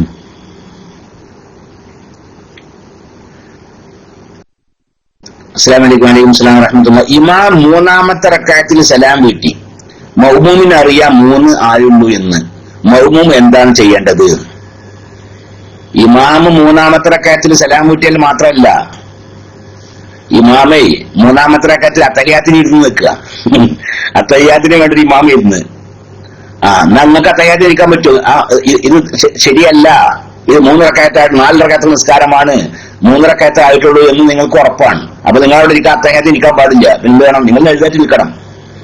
നിങ്ങൾ എഴുന്നേറ്റ് നിൽക്കണം. സുബ്ഹാനല്ലാഹ് ചൊല്ലാം. എന്നിട്ട് ഇമാം എഴുന്നേൽക്കണില്ല നിൽക്കുക. എന്താ നിങ്ങൾക്ക് നിങ്ങൾക്ക് മടങ്ങാൻ പറ്റുമോ? മടങ്ങാൻ പറ്റൂല. കാരണം ഇമാമിന്റെ നിസ്കാരം അത്തഹിയ്യാത്തിൽ ഇരുന്ന് പിഴവാണല്ലോ. ഇമാമ അത്തഹിയ്യാത്തിൽ ഇരുന്ന് പിഴവാണ്. ഇമാമിന്റെ പിഴവിൽ തുടരാൻ പാടില്ല. അപ്പൊ നിങ്ങൾ അവിടെ മുഫാറഖത്തിന്റെ നിയ്യത്ത് ഇമാമുമായി ഞാൻ വിട്ടുപിരിയുന്നു എന്ന് കരുതുക. എന്നിട്ട് എന്ത് ചെയ്യുക? നിങ്ങൾ ഒറ്റക്ക് നിസ്കരിക്കുക. അതന്നെ. അതല്ലാതെ ഇമാമിന് 3 റക്അത്ത് നിസ്കരിച്ചോട് വിചാരിച്ചാൽ അവിടെ നിന്നിട്ട് ഇമാമിനെ കൂടെ ഇരിക്കാൻ പറ്റുകയില്ല. അപ്പൊ അതാ കോസ്മെറ്റിക് സർജറി, അതായത് സൗന്ദര്യവർദ്ധന ശസ്ത്രക്രിയ ഇസ്ലാം അനുവദിക്കുന്നുണ്ടോ എന്നാണ്. ഞാൻ ആ വിഷയത്തെക്കുറിച്ച് ഈ PMO എനിക്ക് കിട്ടിയതിന് ശേഷം ഞാനതിനെ കുറച്ചൊക്കെ നോക്കിയപ്പോ പൂർണ്ണമായിട്ട് എനിക്കത് പിന്നെ അഭിപ്രായ വ്യത്യാസങ്ങളിൽ എല്ലാം കണക്കിലെടുത്തുകൊണ്ട് അതിലത്തെ ഏറ്റവും വിശാലമായ സ്വഭാവം ഉണ്ടല്ലോ. ചില അഭിപ്രായ വ്യത്യാസമാണെങ്കിൽ പറ്റും പറ്റൂല എന്നൊക്കെ പറഞ്ഞ സ്ഥലത്ത് പറ്റുമെന്നായി ആരെങ്കിലും പറഞ്ഞിട്ടുണ്ടെങ്കിൽ ആ അഭിപ്രായമൊക്കെ കണക്കിലെടുത്തുകൊണ്ട്, അങ്ങനത്തെ അഭിപ്രായങ്ങളൊക്കെ കണക്കിലെടുത്തുകൊണ്ട് പറയുകയാണെങ്കിൽ സൗന്ദര്യം വർദ്ധിക്കാൻ വേണ്ടിയുള്ള ശസ്ത്രക്രിയ അത് ഹറാമാണ്. അതേ സമയത്ത് വല്ല മനുഷ്യന് സാധാരണ ഉണ്ടാകുന്ന അവന്റെ ഹിൽക്കത്തുണ്ടല്ലോ, ഒരു രൂപം അല്ലെ, ആ രൂപത്തിന് മാറ്റം വരുത്താത്ത രീതിയിലുള്ള ഐബോളൊക്കെ ഉണ്ടാവും. ചില ഉദാഹരണം പറയുകയാണെങ്കിൽ ഈ ചില ആളുകളുടെ ചുണ്ടിന് വേറെ എന്തായാലും പറയാ മുറിച്ചുണ്ടൊക്കെ ഉണ്ടാവുമല്ലോ അല്ലെ, മുറിച്ചുണ്ടൊക്കെ ഉണ്ട്. കാരണം സാധാരണ മനുഷ്യന്റെ രൂപം അതല്ലല്ലോ. മനുഷ്യന്റെ ചുണ്ടിന്റെ രൂപം അതല്ല, അത് അപൂർവമായ രൂപമാണ്. അപ്പൊ അങ്ങനെയുള്ളതൊക്കെ എന്ത് ചെയ്യുക? അതൊരു ഐബാണ്. അത്തരം അതൊക്കെ ശസ്ത്രക്രിയ ചെയ്തുകൊണ്ട് അതൊക്കെ മാറ്റാം എന്നാണ്. അതുപോലെ തന്നെ സാധാരണ ഒരു മനുഷ്യന്മാർക്ക് 5 വിരൽ, ഒരു കഴിയുമ്പോൾ 5 വിരലേ ഉണ്ടാവുള്ളൂ. 6ാമത്തെ വിരലും കൂടി ഇവനുണ്ട്. എന്നാൽ അതിനെക്കുറിച്ച് ബഹുമാനപ്പെട്ട ഉലമാക്കൾ ചർച്ച ചെയ്യുകയും ചിലർ വേണ്ട പറ്റില്ല എന്ന് പറഞ്ഞിട്ടുണ്ട്. എന്നാൽ ഒരു വിഭാഗം ഉലമാക്കൾ അത് പറ്റുമെന്ന് പറഞ്ഞിട്ടുണ്ട്. എന്നാൽ ആ ഐബ് മാറ്റാമെന്ന് പറഞ്ഞിട്ടുണ്ട്. അപ്പൊ അങ്ങനെയുള്ള സാധാരണ മനുഷ്യരുടെ ആ ശരീരത്തിന്റെ സ്വഭാവം, ആ സ്വഭാവത്തിന് എതിരായ രീതിയിലുള്ള അവന് അഭംഗി ഉണ്ടാകുന്ന രീതിയിലുള്ള കാര്യങ്ങൾ നീക്കാൻ വേണ്ടി ശസ്ത്രക്രിയ ചെയ്യാമെന്ന്. അതിന് ഉദാഹരണം അധികം വിരലുണ്ട്, എന്നാൽ ആ വിരൽ നീക്കിക്കൊണ്ട് എന്ത് ചെയ്യാം? ശസ്ത്രക്രിയ നടത്താം. അതിന് മുറിച്ചുണ്ടാണ്, അപ്പൊ അത് ശരിയാക്കാൻ വേണ്ടി ചെയ്യാം. അങ്ങനെയൊക്കെ ഉണ്ട്. അതല്ലാത്ത രീതിയിലുള്ള ശസ്ത്രക്രിയ ഉണ്ട് അല്ലെ, സൗന്ദര്യം വർദ്ധിപ്പിക്കാൻ വേണ്ടിയുള്ള, അത് പറ്റുകയില്ല എന്നാണ്. ഉദാഹരണം പറയുകയാണെങ്കിൽ എന്താ ഉദാഹരണം പറയുക? ചുണ്ട് അല്ലെ, ഒരാളെ ചുണ്ട് ഇങ്ങനെ തടിച്ച ചുണ്ടുണ്ടാവും അല്ലെ, തടിച്ച ചുണ്ട് എന്നാ ഒരാളെ ചുണ്ട് കൂടുതൽ തടിയുണ്ട്. അങ്ങനെ സാധാരണ ആ രീതിയിലൊക്കെ ചുണ്ട് സാധാരണ ആളുകൾക്ക് ധാരാളം ഉണ്ടാവാറുള്ളതാണ്. അതങ്ങനെ ആ രീതിയിലുള്ള ഭംഗി എന്ന് പറയുന്നതിനെ കുറിച്ച് പറയാൻ പറ്റൂല. എന്നാൽ ആ ചുണ്ട് നേർത്തതാകുമ്പോൾ കൂടുതൽ ഭംഗി ഉണ്ടാകും. ഇപ്പോൾ ഉള്ളത് അഭംഗിയെന്നല്ല, സാധാരണ ആളുകൾക്ക് ഉണ്ടാകുന്നത് തന്നെയാണ്. എന്നാൽ അതല്ലാത്ത രൂപമാക്കിയാൽ കൂടുതൽ ഭംഗി ഉണ്ടാവുന്നത്. അങ്ങനത്തെ ശസ്ത്രക്രിയ പറ്റുകയില്ല, ഹറാമാണ് എന്നാണ്. അതിനൊരു ഉദാഹരണമാണ് എന്ത്, പല്ല് സാധാരണ ആളുകൾക്ക് ഇങ്ങനെ ഇപ്പൊ കൊണ്ടറം പല്ലൊക്കെ ഉണ്ടാവും. പല്ല് അങ്ങോട്ട് ഇങ്ങോട്ട് ഒരു പല്ല് ഇങ്ങോട്ട് ഇങ്ങനെയൊക്കെ ഉണ്ടല്ലോ. അതൊക്കെ ശസ്ത്രക്രിയ നടത്തിക്കൊണ്ടൊക്കെ തന്നെ അത് നന്നാക്കാം. അതുകൊണ്ട് വിരോധമില്ല. അതേ സമയത്ത് ഒരാളെ പല്ലൊക്കെ ശരിക്കുള്ള തന്നെ സാധാരണ ആളുകൾക്ക് ഉണ്ടാവുന്ന രീതിയിലുള്ള പല്ലുകൾ തന്നെയാണ്. പക്ഷെ കൂടുതൽ ഭംഗി ഉണ്ടാവാൻ വേണ്ടി പല്ലുകൾക്കിടയിൽ രാഗിക്കൊണ്ട് വിടവുകൾ ഉണ്ടാക്കുക, അത് ഹറാമാണ്. പല്ലിന്റെ ഇടയിലേക്ക് രാഗിട്ട് എന്ത് ചെയ്യുക? വിടവുണ്ടാക്കുക. പല്ലിന് ചെറിയ വിടവുണ്ടാക്കുമ്പോൾ ഒരു ഭംഗിയാണല്ലോ ഇല്ലേ? വല്ലാതെ വലിയ വിടവല്ല, ചെറിയൊരു വിടവ് പല്ലിന് ഉണ്ടാകുമ്പോൾ ഒരു ഭംഗി ഉണ്ടായിരുന്നു. ഇയാളെ പല്ലാണെങ്കിൽ അങ്ങനത്തെ പല്ലായിരുന്നില്ല. ഇങ്ങനെ അടുപ്പുള്ള പല്ലാണ്. പക്ഷെ അത് ആ രാവിക്കൊണ്ട് അതിന്റെ ഇടയിലൊക്കെ വടം ഉണ്ടാക്കുക, അത് ഹറാമാണ്. അതുപോലെ പുരികണ്ടല്ലോ, ആ പുരിക ഒരാൾക്ക് വളരെ തിങ്ങിയ പുരികാണ്. എന്നാൽ അത് വെട്ടിക്കൊണ്ടോ കളഞ്ഞുകൊണ്ടോ അല്ലെങ്കിൽ അതിന്റെ സൈഡ് പിന്നെ കളഞ്ഞുകൊണ്ടോ വെട്ടിക്കൊണ്ടോ ഭംഗിയാക്കാൻ പാടില്ല, അത് ഹറാമാണ്. കാരണം അതൊക്കെ സാധാരണ മനുഷ്യന്മാർക്ക് ഉണ്ടാകുന്നതാണ്. ചില ആളുകൾ കൂടുതൽ പുരിക ഉണ്ടാവും, ചില ആളുകൾ കുറവുണ്ടാവും. അപ്പൊ അയിമ ഒന്നും ചെയ്യാൻ പാടില്ല. അപ്പോ സാധാരണ മനുഷ്യന്റെ രൂപം, ആ സൃഷ്ടിപ്പ് രൂപമുണ്ട് അല്ലേ, ആ രൂപം അല്ലാത്ത അതിലുണ്ടാവുന്ന അയ്ബുകൾ ഉണ്ടാവും. ചിലപ്പോ അതിലുണ്ടാവുന്ന അയ്ബുകൾ അത് മാറ്റാൻ വേണ്ടിയുള്ള പിന്നെ ശസ്ത്രക്രിയ അത് അനുവദനീയമാണ്, അല്ലാതെ പറ്റുകയില്ല എന്നാണ് ഞാൻ ഇങ്ങനെ പിന്നെ പഠിച്ചപ്പോ മനസ്സിലായത്. ഇനി കൂടുതൽ ചിലപ്പോ അതിലുണ്ടാവും. അത് ഏത് നമ്മുടെ ഇസ്ലാം ഓൺ വർക്ക് ഉണ്ടല്ലോ, അതിൽ ചിലപ്പോ അത് സംബന്ധമായി എന്തെങ്കിലും പറഞ്ഞിട്ടുണ്ടോ നോക്കിയാൽ മതി. ചിലപ്പോ അത് സംബന്ധമായി കൂടുതൽ എന്തെങ്കിലും പറഞ്ഞിട്ടുണ്ടാവാം. നമ്മൾ മനസ്സിലാക്കിയത് അങ്ങനെയാണ്. കൂടുതൽ ഭംഗി ഉണ്ടാവാൻ ചിലപ്പോ അങ്ങനെയൊക്കെ ചില പണികളുണ്ടല്ലേ, അവിടുന്ന് ഇറച്ചിട്ട് ഇങ്ങിട്ട് വെക്കുക, വാങ്ങിട്ട് വെക്കുക, അങ്ങനെയൊക്കെ അതൊക്കെ ഹറാമാണെന്നാ. ആ സമയത്ത് ഈ ഇത്തരം അയബുകളൊക്കെ നീക്കം ചെയ്യാം, അത് അനുവദിക്കപ്പെടും എന്നാണ് ഞാൻ മനസ്സിലാക്കിയുള്ളത്. പിന്നെ അസ്സലാമു അലൈക്കും. വലൈക്കും സ്സലാം വറഹ്മത്തുള്ളാഹി. ഉസ്താദെ, ജ്വല്ലറിയിൽ പാർട്ട്ണറായ ഒരാൾക്ക് 5 ലക്ഷം ഉള്ള ആള് അതിന് എങ്ങനെയാണ് സക്കാത്ത് കൊടുക്കേണ്ടത്? ഈ കച്ചവടത്തിലെ സക്കാത്തിനെ കുറിച്ച് പറയാനുള്ളതേ, കച്ചവടം കുറെ ആളുകൾ കൂടുതൽ കച്ചവടം നടത്തുകയാണ്. ഇന്ന മുതൽ ഇന്ന ആൾക്കാണ് എന്ന് വേർതിരിക്കാൻ സാധിക്കുകയില്ല. ഇന്നത് ഇന്ന ആൾക്കാണ്, ഇന്നാൾ ഉദാഹരണം പറഞ്ഞ് 10 ആൾ കൂട്ടിയുള്ള ഒരു ജ്വല്ലറിയാണ്. അതിൽ ഇന്ന ആഭരണങ്ങളൊക്കെ അത് കുഞ്ഞാമുവിന്റെയാണ്, മറ്റത് അബൂബക്കറിന്റെയാണ്, മറ്റത് അങ്ങനെ വേർതിരിക്കാൻ സാധിക്കൂല. അങ്ങനെ വേർതിരിക്കാൻ സാധിക്കാത്ത സക്കാത്ത് പിന്നെ സ്ഥാപനമാണെങ്കിൽ അതിന്റെ സക്കാത്ത് ഒന്നിച്ച് തന്നെ കൊടുക്കണം. അതല്ല വേർതിരിക്കാൻ സാധിക്കുന്നതാണ് നിൽക്കുക. എന്നാല് ഓരോരുത്തരുടെയും ഉണ്ടല്ലോ, ഓരോരുത്തരുടെയും ആ ഓഹരി ഉദാഹരണം പറയുകയാണെങ്കിൽ ഇന്ന സ്ഥലം മുതൽ ഇന്ന സ്ഥലം വരേക്കുള്ള ആ വെച്ച ആഭരണങ്ങളൊക്കെ ഇന്ന ആൾക്കാണ്, അവിടുന്നാടുള്ളതൊക്കെ ഇന്ന ആൾക്കാണ്. ആ രീതിയിൽ വേർതിരിക്കാൻ പറ്റുന്ന രീതിയിലുള്ളതാണെങ്കിൽ അത് ആ പിന്നെ വ്യക്തിയുടെ മുതലുണ്ടല്ലോ അത് നിസാബ് തികയുന്നതാണെങ്കിൽ അയാൾ സക്കാത്ത് കൊടുക്കേണ്ടതുമാണ് എന്നാണ്. അപ്പൊ ഈ രീതിയൊക്കെ ചിലപ്പോൾ ഉണ്ടാവും. ചില മുസ്ലിങ്ങളൊക്കെ പാടെ ഉള്ള കച്ചവടങ്ങൾ ഉണ്ടാവും. ചിലപ്പോ മുസ്ലിങ്ങളൊക്കെ പാടെ കച്ചവടം, മുസ്ലിങ്ങൾക്കാണ് ഒരു സക്കാത്ത് കൊടുക്കൂല അല്ലേ, ഒരു സക്കാത്ത് കൊടുക്കൂല. മുസ്ലിങ്ങളൊക്കെ എന്നാ ഇവന്റെ പിന്നെ ചരക്ക് ഇന്നതാണെന്ന് വേർതിരിക്കാൻ സാധിക്കുകയും ചെയ്യൂല. മിക്കവാറും കച്ചവടത്തിൽ ഇപ്പൊ അങ്ങനെയാണ് ഉള്ളത്. എന്റെ പിന്നെ ചരക്ക് ഇന്ന ഭാഗത്തുള്ളതാണെന്ന് വേർതിരിക്കാൻ സാധിക്കുകയും ചെയ്യൂല. അപ്പൊ അവിടെ വേണ്ടത് ആ കച്ചവടത്തിൽ ആകെ, ആ കച്ചവട സ്ഥാപനത്തിൽ ആകെ എത്ര സ്വത്തുണ്ട് നോക്കണം. വിൽക്കാനുള്ള ചരക്ക് ആ കച്ചവട സ്ഥാപനത്തിൽ എത്ര ഉണ്ട്, അത് കണക്കൂട്ടി വെക്കുമ്പോ 10 ലക്ഷം റുപ്യന്റെ ഉണ്ട്. 10 ലക്ഷം റുപ്യന്റെ സ്വത്താണ് അവിടെ ആകുന്നത്. ഇവനെ എത്ര പാർട്ണർഷിപ്പ് ഇവന്റെ 20%. 20%. അപ്പോൾ ഇവന്റെ ഓരോരുത്തരും 2.5 ലക്ഷം റുപ്യാണ്. അപ്പൊ ആ 2.5 ലക്ഷത്തിന്റെ സക്കാത്ത് അവന് കൊടുക്കണം. അങ്ങനെയാണ്. ആകയാൽ എല്ലാ പിന്നെ മൊത്തത്തിൽ അതിനെ കുറിച്ച് പറയൽ ഇങ്ങനെയാണ്. കച്ചവട ചരക്ക് ഇന്നത് ഇന്നാളതാണ്. ഓരോ പാർട്ട്ണറുടെ ചരക്ക് വേറെ വേറെ പിന്നെ തിരിച്ചറിയുന്നതാണ് എങ്കിൽ അയാളാണ് അതിന്റെ സക്കാത്ത് കൊടുക്കേണ്ടത്, അയാളുടെ ഇതിന്. അതല്ല അങ്ങനെ ഇല്ലാത്ത നിലക്കാണെങ്കിൽ ആ സ്ഥാപനത്തിന് മൊത്തം സക്കാത്ത് പിന്നെ ചരക്ക് കണക്കൂട്ടിട്ട് അതിന്റെ സക്കാത്ത് അങ്ങനെ അവർ കൊടുക്കേണ്ടതാണ് എന്നാണ് എനിക്ക് അങ്ങനെ പറയാനുള്ളത്. അങ്ങനെയുള്ളത്. പിന്നെ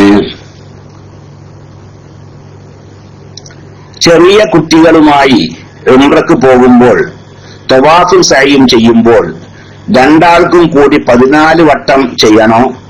7 മതിയോ? അത് പറ്റില്ല. 2 ആൾ കൂടി 14 തന്നെ വേണം, 7 പോരാ.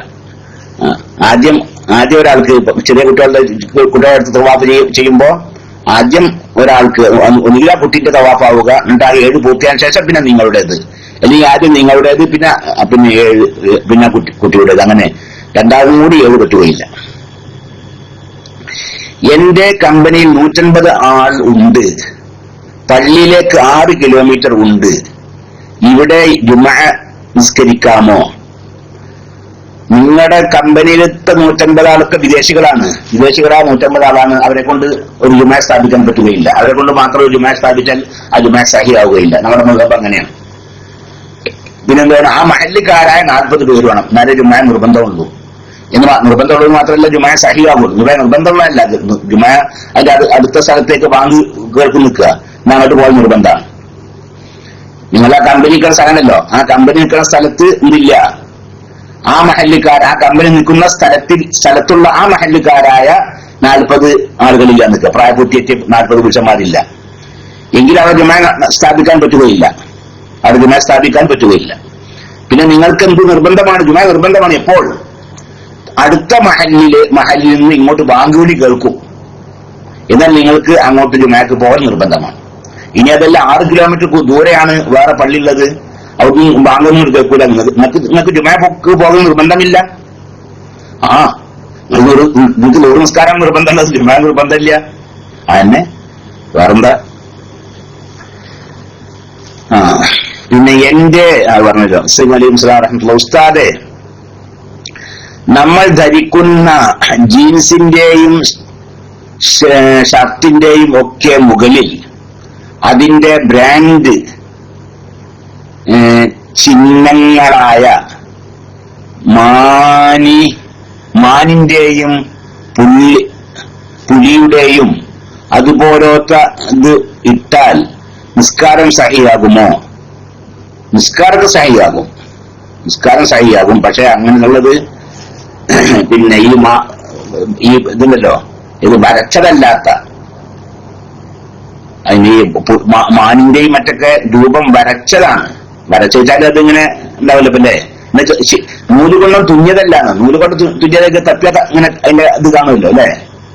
ഒരു ശീലന്റെ മേലെ ഒരു ഫോട്ടോ നൂലുകൊണ്ട് തുന്നി ഉണ്ടാക്കിയതാണ്. അപ്പോൾ അതിങ്ങനെ തപ്പിയാൽ അതിന്റെ മുകൾ ഭാഗവും കീഴ്ഭാഗവും വലഭാഗവും ഇടഭാഗവും, ഈ ഭാഗം വലഭാഗമാണ്, അതിന്റെ മറുപുറം ഉണ്ടാവും, ഇടഭാഗം, അങ്ങനെയൊക്കെ ഭാഗങ്ങൾ വേർതിരിക്കാൻ പറ്റുന്നതാണ്. അങ്ങനെയുള്ള ഉണ്ടാക്കാൻ പാടില്ല, ഹറാമാണ്. അങ്ങനെയുള്ള ധരിച്ചുകൊണ്ട് നിസ്കാരം സഹിയാകും, പക്ഷെ അങ്ങനെയുള്ളത് ഉണ്ടാക്കാൻ പാടില്ല, അത് ഹറാമാണ്. നേരെ മറിച്ച് അതല്ല, പിന്നെ അങ്ങനെ ചിത്രം വരഞ്ഞതോ മറ്റൊക്കെയാണ്, എന്നാൽ അത് ഹറാമല്ല, ഉത്തമമല്ല, അങ്ങനെ പറയാൻ പറ്റുള്ളൂ. എങ്ങനെ ആരും ധരിച്ച് നിസ്കരിച്ചു നിൽക്കാം, നിസ്കാരം സഹിയാകും. പക്ഷെ ഇങ്ങനെ ചെയ്യല് പിന്നെ ഇങ്ങനെ തുന്നി ഉണ്ടാക്കിയതാണെങ്കിൽ അങ്ങനെ ഉണ്ടാക്കൽ ഹറാമാണ്. അതല്ല വരച്ചത് പോലത്തൊക്കെ ആണെങ്കിൽ ഹറാമല്ലെങ്കിലും ഉത്തമമല്ലാത്ത വിഷയവുമാണ്. പിന്നെ മദീ എന്നാൽ എന്താണ് എന്നും അത് തമ്മിലുള്ള ഡിഫറൻസും കൂടെ അത് ഉണ്ടായാൽ കുളിക്കണോ എന്നും മനസ്സിലാക്കി തന്നാൽ ഉപകാരമായിരുന്നു. മനി എന്ന് പറഞ്ഞ ഇന്ദ്രിയം ഉണ്ടല്ലോ, ഇന്ദ്രിയം, അതാണ് മനി എന്ന് പറഞ്ഞാലേ. അതും പിന്നെ മറ്റേ മദീ, അത് തമ്മിലുള്ള വ്യത്യാസം എന്താന്ന് പറഞ്ഞാല്, മനി പുറപ്പെടുമ്പോൾ സുഖമുണ്ടാകും. അത് പുറപ്പെടുമ്പോൾ സുഖം ഉണ്ടാവും. മനി പുറപ്പെടുമ്പോ, മദീ പുറപ്പെടുമ്പോൾ സുഖം ഉണ്ടാവൂല. അത് സുഖം ഉണ്ടാവില്ല, സുഖക്കുറവുണ്ടാവൂല. മദീ പുറപ്പെടുമ്പോ, മനി പുറപ്പെടുമ്പോൾ അതല്ല സുഖം ഉണ്ടാവും. അതാണ് ഒരു വ്യത്യാസം. മറ്റൊരു വ്യത്യാസം, മനി പുറപ്പെടുന്ന തെറിച്ചാണ് പുറപ്പെടുക. പുരുഷന്മാർക്ക് ഞാൻ തെറിച്ചാണ് പുറപ്പെടുക. മദീ അങ്ങനല്ല. അത് ചിലപ്പോ പുറപ്പെട്ടാലേ നമ്മളറിയില്ല. ആ നിനക്കാണ് മദീ പുറപ്പെടല്. പിന്നെ മനിയിന് വാസന ഉണ്ടാവും. എന്ത് വാസന? കോഴിമുട്ട വെള്ളയുടെ വാസന ഉണ്ടാവും. അതല്ലെങ്കിൽ ഗോതമ്പമാവ് കുഴച്ചുണ്ടാവുമല്ലോ, അതിന്റെ വാസന ഉണ്ടാവും. മദീന് അങ്ങനത്തെ വാസന ഉണ്ടാവില്ല. ഇതാണ് തമ്മിലുള്ള വ്യത്യാസം. അതാണ്. പിന്നെ മനി പുറപ്പെട്ടാൽ കുടിക്കൽ നിർബന്ധമാണ്. മനി നജസല്ല, അത് വസ്ത്രത്തിലായി നിൽക്കുക. ആ വസ്ത്രം ധരിച്ചുകൊണ്ട് നിസ്കരിക്കാം, അതൊന്നും കുഴപ്പമില്ല. പക്ഷെ അത് എന്ത് വേണം? പുറപ്പെട്ട ആൾ കുളിക്കണം. നേരെ മദീ പുറപ്പെട്ടാൽ കുളിക്കൊന്നും വേണ്ട, പക്ഷെ ഒതു മുറിയും. ഒതുണ്ടെങ്കിൽ ഒതു മുറിയും. പക്ഷെ അതിന് പുറമെ നജസാണ്. അപ്പൊ അതായ വസ്ത്രം ധരിച്ചുകൊണ്ട് നിസ്കരിക്കാൻ പറ്റൂല. ഏത്? മദീ. ആ മദീ പുറപ്പെട്ടാൽ ഒതു മുറിയും, കുളിക്കേണ്ടതില്ല, ഒന്നെടുത്താൽ മതി. പിന്നെ അത് നജസാണ്, അതായ വസ്ത്രം എടുത്തുകൊണ്ട് നിസ്കരിക്കാൻ പറ്റുകയില്ല. മനി പുറപ്പെട്ടാലോ? മനി പുറപ്പെട്ടാൽ ഒന്നും മുറിയില്ല, പക്ഷെ വലിയ ചുറ്റിനായി കുളിക്കണം. പക്ഷെ അത് നജസല്ല, അതായ വസ്ത്രം ധരിച്ചുകൊണ്ട് നിസ്കരിക്കാം. ആയിഷ റളിയല്ലാഹു അൻഹ ഹദീസ് ഉണ്ടല്ലേ, റസൂലുള്ളാഹി സ്വല്ലല്ലാഹു അലൈഹി വസല്ലമയുടെ വസ്ത്രത്തില് ഞാൻ റസൂലുള്ളാഹിന്റെ വസ്ത്രത്തിലെ മണി ഞാൻ എന്ത് ചെയ്തു, ഇങ്ങനെ എന്റെ വിരല് കൊണ്ട് ഇങ്ങനെ വരണ്ടി കളഞ്ഞിരുന്നു. ഇല്ല, എന്താണ് അത് മഹദിയായ ആയിഷ റളിയല്ലാഹു അൻഹ പറഞ്ഞതാ. എന്തെല്ലാം കാര്യങ്ങളപ്പ ഉള്ളതിലെ ഒരു ഭർത്താവിനോടുള്ള സ്നേഹം, യാതൊരു വെറുപ്പുമില്ലാതെ ഭർത്താവിന്റെ മനിയ് വസ്ത്രത്തിലായിട്ട് ഞാൻ ഇതിന്റെ വിരലുകൊണ്ട് ഇങ്ങനെ ചരണ്ടി കളഞ്ഞിരുന്നു എന്ന്. അതെടുത്തുകൊണ്ട് റസൂൽ നിസ്കരിച്ചു. അവിടെ മസലയായില്ലേ, നജസല്ല അത് എടുത്തുകൊണ്ട് നിസ്കരിക്കാം എന്ന മസലയും കിട്ടിയല്ലേ. അങ്ങനെ പലതും. പിന്നെന്താണ്,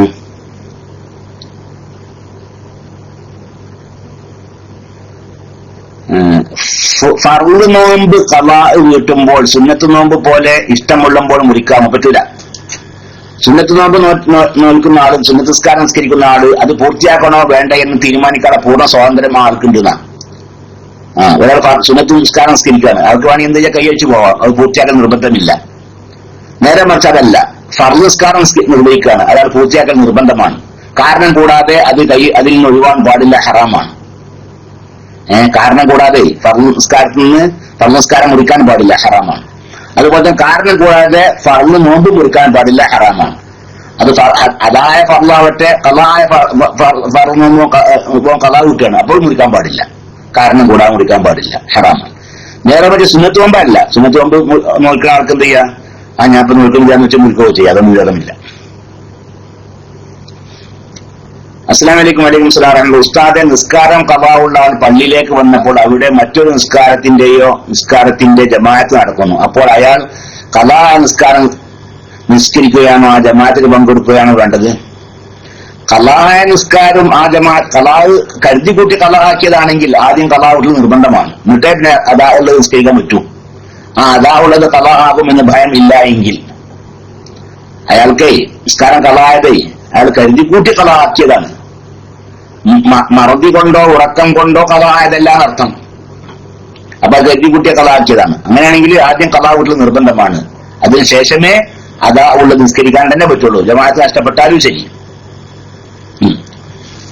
ഇനി അതല്ല കരുതിക്കൂട്ടിയ ഖളാ ആയതല്ല, പിന്നെന്താണ്, റിസറോട് കൂടിയ ഖളാ ആയതാണ്, ഉറങ്ങിപ്പോയി അല്ലെങ്കിൽ മറന്നുപോയി, അങ്ങനെ ഖളാ ആയതാണ്. എന്നാലും പിന്നെ അവിടെ ആദ്യം ഖളാ വീട്ടിൽ നിർബന്ധമൊന്നുമില്ല, സുന്നത്താണ്. ഏതായാലും പള്ളി ജമാഅത്ത് നടക്കുന്നു, അയാൾ കരുതിക്കൂട്ടി ഖളാ ആയതാണെങ്കിൽ അയാൾ ആ ജമാഅത്ത് അവിടെ നടന്നോട്ടെ, അയാൾ ഖളാ വീട്ടുക. എന്നിട്ട് എന്ത് ചെയ്യുക, അയാൾ ഒറ്റക്ക് പിന്നെ ജമാഅത്ത് വേറെ കിട്ടിയിട്ടില്ലെങ്കിൽ ഒറ്റക്ക് ഹാജർ നിസ്കാരം നിസ്കരിക്കുക. അത് തന്നെയാണ് വേണ്ടത്. ഉസറോട് കൂടി ഖളാ ആയതാണെങ്കിൽ ഇപ്പൊ ഈ ജമാഅത്തിൽ പങ്കെടുക്കുക, ആദ്യം പിന്നെ ഹാജർ നിസ്കാരം നിസ്കരിക്കാൻ പിന്നീട് ഖളാ വീട്ടിയാലും മതി. പക്ഷെ സുന്നത്ത് അവിടെയും പിന്നെ ആദ്യം ഖളാ വീട്ടിൽ തന്നെയാണ് സുന്നത്ത്. ആവി പിടിച്ചാൽ നോമ്പ് മുറിയുമോ എന്നാണ്. ആവി പിടിച്ചാല് വെറും ആവി ഉണ്ടല്ലോ, അതിന്റെ ആ ഗ്യാസ് മാത്രമേ അകത്ത് കടക്കുന്നുള്ളൂ നിൽക്കുക, എന്നാ നോമ്പ് മുറിയില്ല. അതേസമയത്ത് വെള്ളമാണ് നീരാവിയായിട്ട് വെള്ളക്ക് ആ ആവിയിൽ ആ വെള്ളം ഉണ്ടല്ലോ അതും കാരണമുണ്ട്, എന്നാ നോമ്പ് മുറിയും ചെയ്യും. ചിലപ്പോ ഉണ്ടാവില്ല വെറും ഒരു ഇല്ലേ, അങ്ങനെ ഉണ്ടാവില്ല ചിലപ്പോ. അതിന്റെ ഒരു ഗ്യാസ് അത് മാത്രമേ അകത്തേക്ക് കടക്കണുള്ളൂ നിൽക്കുക, എന്നാ നോമ്പ് മുറിയില്ല. അതല്ല, ആ നീരാവിയായിട്ട് വെള്ളം അടക്കം പിന്നെ അകത്ത് കാര്യം കൊണ്ട് നിൽക്കുക, എന്നാ നോമ്പ് മുറിയും ചെയ്യും. അതാണ് സാധാരണ ആവി പിടിക്കുമ്പോൾ അങ്ങനെയല്ലേ, ഇതന്നെ ഉണ്ടാവുള്ളൂ, ആ ഒരു വാസന അല്ലെ, ഇങ്ങനെ ഗ്യാസിന് കാരണം ഉണ്ടാവുള്ളൂ എന്നാണ് മനസ്സിലാവുന്നത്. അപ്പൊ നോമ്പ് മുറിയില്ല എന്നാ തോന്നുന്നത്. പിന്നെ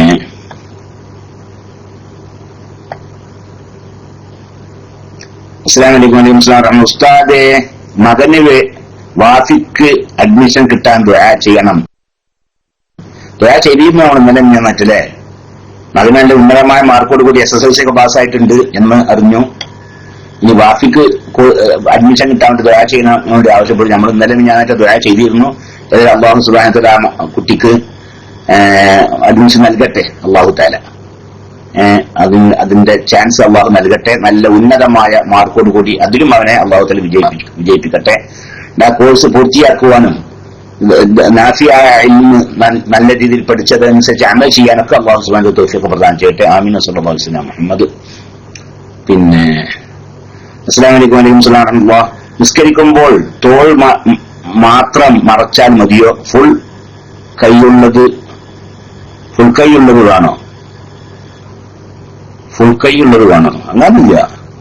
നിസ്കരിക്കുമ്പോ തോള് മാത്രം മറച്ചാൽ മതി. തോള് മറക്കൽ സുന്നത്താണ്, തല മറക്കൽ സുന്നത്താണ്, തോള് മറക്കലും സുന്നത്താണ്. രണ്ടും സുന്നത്താണ് അല്ലേ? നിസ്കരിക്കുമ്പോഴേ ചുമലേ മറക്കൽ സുന്നത്താണ്, തല മറക്കലും സുന്നത്താണ്. ഫുൾ കൈ ഉള്ളത് വേണം അങ്ങനൊന്നുമില്ല. ഫുൾ കൈ ഉള്ളതാണ് എങ്കിൽ തരച്ചു വെക്കാതിരിക്കൽ സുന്നത്താണ്. ഇനി അതല്ല ഹാഫ് കൈയാൻ നിൽക്കുക, ഒന്നും അതൊന്നും കുഴപ്പമൊന്നുമില്ല. അതുകൊണ്ട് നിസ്കാരത്തിന്റെ സവാബിനൊരു കുറവും സംഭവിക്കൂല. പിന്നെ സഹോദര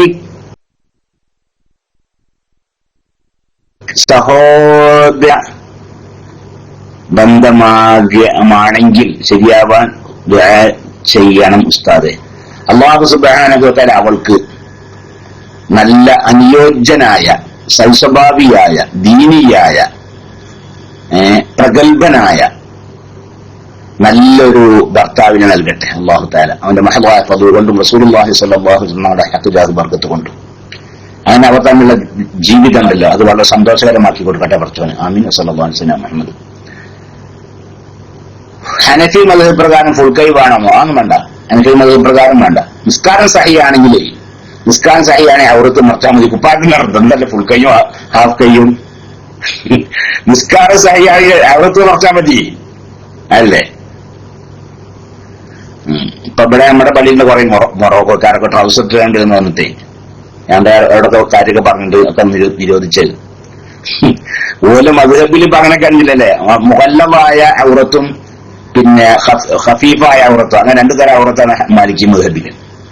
സൗഅത്തൈനി ഉണ്ടല്ലോ, സൗഅത്തൈനി മുന്തുവാരവും പിന്തുവാരവും മാത്രം നിസ്കരിച്ചാലും നിസ്കാരം സഹിയാകുമെങ്കിലും അതിന് സവാബ് കിട്ടൂല. നിസ്കരിക്കാൻ പർത്തം ചോദിക്കൂലെന്ന് മാത്രമേ ഉള്ളൂ. മുന്തുവാരം പിന്തുവാരം. അതേസമയത്ത് അതിന്റെ താഴെയുള്ളതൊക്കെ നീ ഒഴിവായാലും നിസ്കാരം സഹിയാകും. അപ്പൊ ഒരു ട്രൗസർ മുട്ട് മറണ ട്രൗസറൊക്കെ തന്നെയാണ്. ആ മുട്ടിന്റെ അല്ലെ സുജൂദ് തയ്യാത്തിരിക്കുന്ന സമയത്തൊക്കെ മുട്ടിന്റെ മേലെ അങ്ങനെ ഒളിവായിട്ട് ഇങ്ങനെ കാണും. ഞാൻ അവരോട് പിന്നെ പറഞ്ഞ ശേഷം പിന്നെ അങ്ങനെ ചെയ്തിട്ടില്ല. പിന്നെ നല്ല നീളമുള്ള പാന്റ് അല്ലെങ്കിൽ കന്തോടൊക്കെ ധരിച്ച് വരാന്നൊക്കെ പറഞ്ഞാൽ പിന്നെ അങ്ങനെ ചെയ്യുന്നുണ്ട് ഇപ്പം. അപ്പൊ ഏതായാലും ശരി, ഔറത്ത് മറച്ചാൽ മതിയെന്ന്. ഔറത്ത് മറച്ച് നിസ്കരിച്ചാൽ നിസ്കാരം സഹിയാകും. എല്ലാ മദ്ഹബിലും അങ്ങനെ തന്നെ. ഫുൾ കൈ വാങ്ങുന്നൊരു മദ്ഹബിലില്ല. ഉസ്താദെ, ഞാൻ 5 വർഷത്തോളമായി KICRന്റെ ശ്രോതാവാണ്. ഇപ്പോൾ SKICRൽ ഹദ്ദാദും ദുആയും വളരെ വൈകിയാണ് ഉണ്ടാവാറ്. അതുകൊണ്ട് അത് കുറച്ച് നേരത്തെ ആക്കിയാൽ എന്നെ പോലുള്ള ഒരുപാട് കുടുംബിനികൾക്ക് ആ കൂട്ടു പ്രാർത്ഥനയിൽ പങ്കെടുക്കാൻ പറ്റുമായിരുന്നു. ഉസ്താദ് ദുആയിൽ ഉൾപ്പെടുത്തണം. ഇവിടെ നമുക്ക് അമീറിങ്ങന്റെ ഒരു പോലെയുള്ള ആളുകള്, അമീറിങ്ങെന്ന് പറഞ്ഞ കാരണം ഇപ്പൊ അൽഹംദുലില്ലാ അല്ലെ, നമ്മ സന്തോഷത്തോടു കൂടി തന്നെ പറയാന്ന് ഈ റൂമിന്റെ നിയന്ത്രണത്തിന്റെ 90% അമീറിനും ബാക്കി 90% കൊണ്ടല്ലേ അൽവാഫി നമ്മളെല്ലാരും കൂടി ഉണ്ടാവുള്ളൂ എനിക്ക് തോന്നുന്നത് അല്ലേ? സമസ്തകാല ഇസ്ലാമിക് ക്ലാസ് റൂമിന്റെ ചുമതല ഇപ്പൊ 90% അമീറിനും ബാക്കി 10% കൊണ്ട് നമ്മളെല്ലാരും കൂടിയാണെന്ന് എനിക്ക് തോന്നുന്നത്. അതെ. അപ്പോ പറയാനുള്ളത് ഇപ്പൊ ഈ ഹദ്ദാദ് ഇപ്പൊ അങ്ങനത്തെ ഒരു വിഷയം തന്നെയുണ്ട്. പണ്ടൊക്കെ ഒരു 8:45 അങ്ങനെ ഒരു സമയം ഉണ്ടായിരുന്നു അല്ലേ? എന്റെ ഒരു സമയം കൃത്യമായിട്ടുണ്ടായിരുന്നു. ആ ഹദ്ദാദ് കഴിഞ്ഞ ഉടനെ തന്നെ ഫിഖ് സംബന്ധമായ ചോദ്യങ്ങൾക്ക് മറുപടി അങ്ങനെ ആദ്യമൊക്കെ ഉണ്ടായിരുന്നത്. പിന്നെ അതൊന്നും പാലിക്കാൻ സാധിക്കുന്നില്ല. സാധിക്കാതിരിക്കാനുള്ള കാരണം ഇപ്പൊ ഈ ലൈവിന്റെ ബാഹുല്യാണ്. എല്ലാ ദിവസവും പിന്നെ ഓരോ ലൈവ് കൊടുക്കാന്ന് പറഞ്ഞാലും തീരൂല. കാരണം അത്രമാത്രം ലൈവിന്റെ അഭ്യർത്ഥനകൾ വരികയാണ്. എന്നിട്ട് വളരെ പ്രധാനപ്പെട്ടതിന് മാത്രമേ നമുക്ക് അനുവദിക്കാൻ പറ്റുന്നുള്ളൂ. വേറെ ചില ആളുകൾ തെറ്റിപ്പോവാതിരിക്കാൻ വേണ്ടി, ഒരു പണങ്ങാതിരിക്കാൻ വേണ്ടി നിങ്ങൾ റിക്കാർഡ് ചെയ്തോളി എന്നൊക്കെ പറയാണ്ടില്ലേ? നിങ്ങൾ റിക്കാർഡ് ചെയ്യുമ്പോൾ ഇൻഷാല്ലാഹ് കേട്ട് അനുയോജ്യമായ സമയത്ത് പ്ലേ ചെയ്യാം എന്നൊക്കെ പറഞ്ഞിങ്ങനെ ഓലൊക്കെ ഇങ്ങനെ സോപ്പിട്ട് നിർത്തുകയാണ് കൂടെ. അപ്പൊ അങ്ങനത്തെ ഒരു വിഷയമുള്ളത്. അപ്പൊ അതുകൊണ്ട് ഈ ഇതൊന്നും വേണ്ട മാതിരി കണ്ട് ഒരു ഹദ്ദാദ് പോലത്തെ കാര്യങ്ങളൊക്കെ അതിന് കൃത്യമായ ഒരു സമയം വെക്കാൻ സാധിക്കുന്നില്ല ഇപ്പൊ. അതാണ്. അപ്പോ ഇത് സാധിക്കുകയാണെങ്കിൽ ആരെങ്കിലും ഒരു വിഷയം അത് ഏറ്റെടുക്കുകയാണെങ്കിൽ ഇത് നല്ല തന്നെയാണ്. ഇപ്പൊ ലൈവ് കഴിഞ്ഞ ഉടനെ പിന്നെ ഈ ഇതിന്റെ മുമ്പായിട്ടോ ഇത് കഴിഞ്ഞ ഉടനെ തന്നെ അല്ലേ ഈ ഫിഖ് സംബന്ധമായ ചോദ്യങ്ങൾക്ക് മറുപടി പറഞ്ഞ് അതിന്റെ അത് കഴിഞ്ഞ ഉടനെ തന്നെ വേറെ പ്രധാനപ്പെട്ട വിഷയമൊന്നും ഇല്ല എങ്കിൽ ആ സമയത്ത് ഹദ്ദാദ് ചെല്ലുക. പിന്നെ എനിക്ക് തോന്നട്ടാ ഈ ഹദ്ദാദ് ചെല്ലുമ്പോഴേ ആളുകളെ ആ ദുആക്ക് ചെയ്യുമ്പോഴേ അത് ആ ഹദ്ദാദിലുള്ള വന്ന ദുആക്ക് മതി എനിക്ക് തോന്നുന്നത്. ഓരോന്നിനൊക്കെ ഓരോ കണക്കില്ലേ. അതല്ലെങ്കിൽ കുറച്ചും കൂടെ ഒക്കെ എല്ലാവരും കൂടെ ഒക്കെ അല്ലെ ചില ആളുകൾ പ്രത്യേക വസിയത്തൊക്കെ ചെയ്തിട്ടുണ്ട് ദുആക്ക് പ്രത്യേകം ആവശ്യപ്പെട്ടിട്ടുണ്ടെങ്കിൽ അതും കൂടെ ഒക്കെ ഉൾപ്പെടുത്തുക. അതില്ലാതെ വളരെ നീട്ടിക്കൊണ്ടുപോയാലേ ചില പക്ഷെ കൂട്ടുമസ നിർത്തിക്കാടാറിഞ്ഞു കൂട്ടുമസായന്റെ അങ്ങനെ ഒരു പരിപാടിയില്ലേ വേർക്കുമ്പോഴേ ഒരാളെല്ലാം നീട്ടാണ്. അപ്പൊ മുമ്പ് ആ നിർത്തിക്കാടാറിഞ്ഞു മുമ്പര് അയാൾക്ക് പിന്നെ വേറെ നിർത്താനും വെക്കില്ല തുടരാനും പറ്റില്ല. അങ്ങനത്തെ ഒരു അവസ്ഥയിലുണ്ട് ആകട്ടെ അടങ്ങറാവും ചെയ്ത അയാള്. അപ്പൊ അതുകൊണ്ട് അതിനൊക്കെ ഓരോന്നിനും ഒരു വല്ലാതെ ആവരുതല്ലോ. ജനങ്ങളെ മടുപ്പിക്കുന്ന രീതിയിലുള്ള ദുആവരുത്. അത് കുറച്ചൊക്കെ അപ്പൊ ഹദ്ദാദൊക്കെ ചെല്ലുമ്പോ എനിക്ക് തോന്നാണ് അതിന്റെ അവസാനത്തെ ദുആ അതിൽ വാരിതായ ആ ദുആ തന്നെ മതി. ഇനി അഥവാ ആരെങ്കിലും പ്രത്യേകമായി ദുആ ചെയ്യാൻ വേണ്ടി ആവശ്യപ്പെട്ടിട്ടുണ്ടെങ്കിൽ അവർക്കും കൂടി വേണ്ടി ഒന്ന് ദുആ ചെയ്യാനായിട്ട് വേഗം അവസാനിപ്പിക്കുകയാണെങ്കിൽ നമുക്ക് ഈ കാര്യങ്ങളൊക്കെ കുറച്ചും കൂടിയൊക്കെ ഒന്ന് തൃപ്തിയായി കൊണ്ടുപോകാൻ പറ്റുന്ന തോന്നുന്നത്. അതുകൊണ്ട് എന്റെ പ്രിയപ്പെട്ട സഹോദരന്മാര് ആരെങ്കിലും കൃത്യമായ ഹദ്ദാദ് ചെല്ലാൻ സാധിക്കുന്ന ആളുകൾ അതൊന്ന് ഏറ്റെടുക്കണം. എന്നിട്ട് അധികം വൈകാതെ ചെല്ലുകയാണെങ്കിൽ കുടുംബരികൾക്കൊക്കെ അതിൽ പങ്കെടുക്കാൻ സാധിക്കുകയും ആ കൂട്ടുപ്രവർത്തനങ്ങൾക്ക് പങ്കെടുക്കാൻ സാധിക്കുകയും ചെയ്യുമല്ലോ അല്ലേ. അങ്ങനത്തെ ഉണ്ടാകുമ്പോഴേ വെറുമറ്റ് മാത്രമാക്കും വേണ്ടട്ടോ. അതായത് ഇതിന്റെ അവസാന ദുആ മാത്രമാക്കും വേണ്ട. കാരണം പല ആളുകളും ദുആ ചെയ്യാൻ ആവശ്യപ്പെട്ടിട്ടുണ്ടെങ്കിൽ അവർക്കൊന്ന് ദുആ ചെയ്തു കൊടുക്കണം. അത് അവർക്ക് വലിയ തൃപ്തിയാണ്. ഇപ്പൊ ഞാൻ തന്നെ എനിക്ക് അത്ര എന്തിനാ കാര്യമില്ലേ. ഞാൻ ഈ പി എം വരുന്ന ആളുകൾക്ക് വേറെ പറഞ്ഞാൽ ഞാൻ പി എമ്മിലൂടെ ദുആ ചെയ്യും. അപ്പൊ ഒരു ആമീൻ അടിച്ചിട്ട് പിന്നെ പറയും ഉസ്താദെ മൈക്കെടുക്കുമ്പോഴും വേർക്കണം എന്ന് പറയും. അതേ തൃപ്തിയാവുള്ളൂ. അതല്ല എന്നാൽ നിങ്ങളെല്ലാവരും എല്ലാവരുടെയും ആമീൻ കിട്ടാനുള്ള പ്രതീക്ഷ കൊണ്ടാണ്. നല്ല കാര്യമാണല്ലോ. മുഅ്മിനീങ്ങളെ ധാരാളം ആളുകള് സ്ത്രീകളും പുരുഷന്മാരും കുട്ടികളും വയസ്സന്മാരും വയസ്സത്തികളൊക്കെ ആളുകൾ ആമീൻ ചെല്ലുമ്പോ അതിന് പ്രത്യേകമായ ഒരു അതിന് ഉത്തരം ലഭിക്കുമല്ലോ. അതിന്റെ പേരിലൊക്കെയാണ്. അതുകൊണ്ട് വളരെ നീട്ടിക്കൊണ്ട് പോവാതെ ഹദ്ദാദിന് ശേഷം ഉള്ള ദുആക്ക് പുറമെ ആരെങ്കിലും ദുആ കൊണ്ട് വസിയത്ത് ചെയ്തിട്ടുണ്ടെങ്കിൽ അവർക്ക് വേണ്ടി കൂടി ഒന്ന് ദുആ ചെയ്യാൻ നല്ലതാണ് എന്നാണ് പറഞ്ഞത്. അത് ആരും ഏറ്റെടുക്കാനേ വളരെ നല്ലതാണ്. ഉത്തരം കിട്ടാതിരിക്കുമല്ലോ. ഉത്തരം കിട്ടും. കാരണം എത്ര സ്വാധീനങ്ങളായ മനുഷ്യന്മാരാണ്. പുരുഷന്മാരെക്കാൾ അധികം സ്ത്രീകൾ ഉണ്ടാവും അല്ലെ. സ്ത്രീകൾ പരന്റെ ഉള്ളിൽ ഇങ്ങനെ അടങ്ങി ഒതുങ്ങി നിന്ന് ഖുർആനൊക്കെ ഓതി ഭർത്താവ് പറഞ്ഞതനുസരിച്ച് കുട്ടികളൊക്കെ അള്ളാന്റെ ദീനനുസരിച്ച് ശരിക്കും വളർത്തിണ്ടാക്കി അങ്ങനത്തെ ഹറാമിനും ഇതിലൊന്നും പെടാതെ ജീവിക്കുന്ന എത്ര സ്ത്രീകളുണ്ട്. അവരൊക്കെ ആമീൻ ചെല്ലുമ്പോ അള്ളാഹു തആല തട്ടിക്കളിയില്ലല്ലോ. അള്ളാഹു സുബ്ഹാനഹു സ്വീകരിക്കട്ടെ. അപ്പോ ഖുർആൻ ഹിഫ്ള് ചെയ്യുന്ന ഒരു സ്ത്രീക്ക് ഹൈള് ഉള്ളപ്പോൾ ഖുർആൻ മറന്നു പോകും എന്ന് പേടികൊണ്ട് അല്ലെങ്കിൽ പഠിക്കുന്ന സ്ഥലത്ത് ടെസ്റ്റ് ഉള്ളപ്പോ അത് വിക്റാണെന്ന് കരുതി മദ്ഹബ് മാറി അത് ഓതാൻ പറ്റുമോ?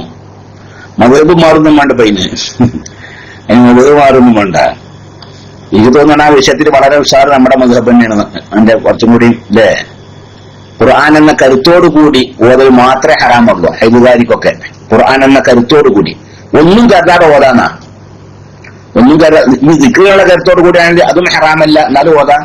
ഒന്നും കരുതാതെയും ഓതാം. പിന്നെ എപ്പോഴേ ഹറാമുള്ളൂ? ഞാൻ ഈ ഓതുന്ന ഖുർആനാണ് എന്ന കരുത്തോട് കൂടി ഓതുന്നത് മാത്രമേ ഹറാമുള്ളൂ.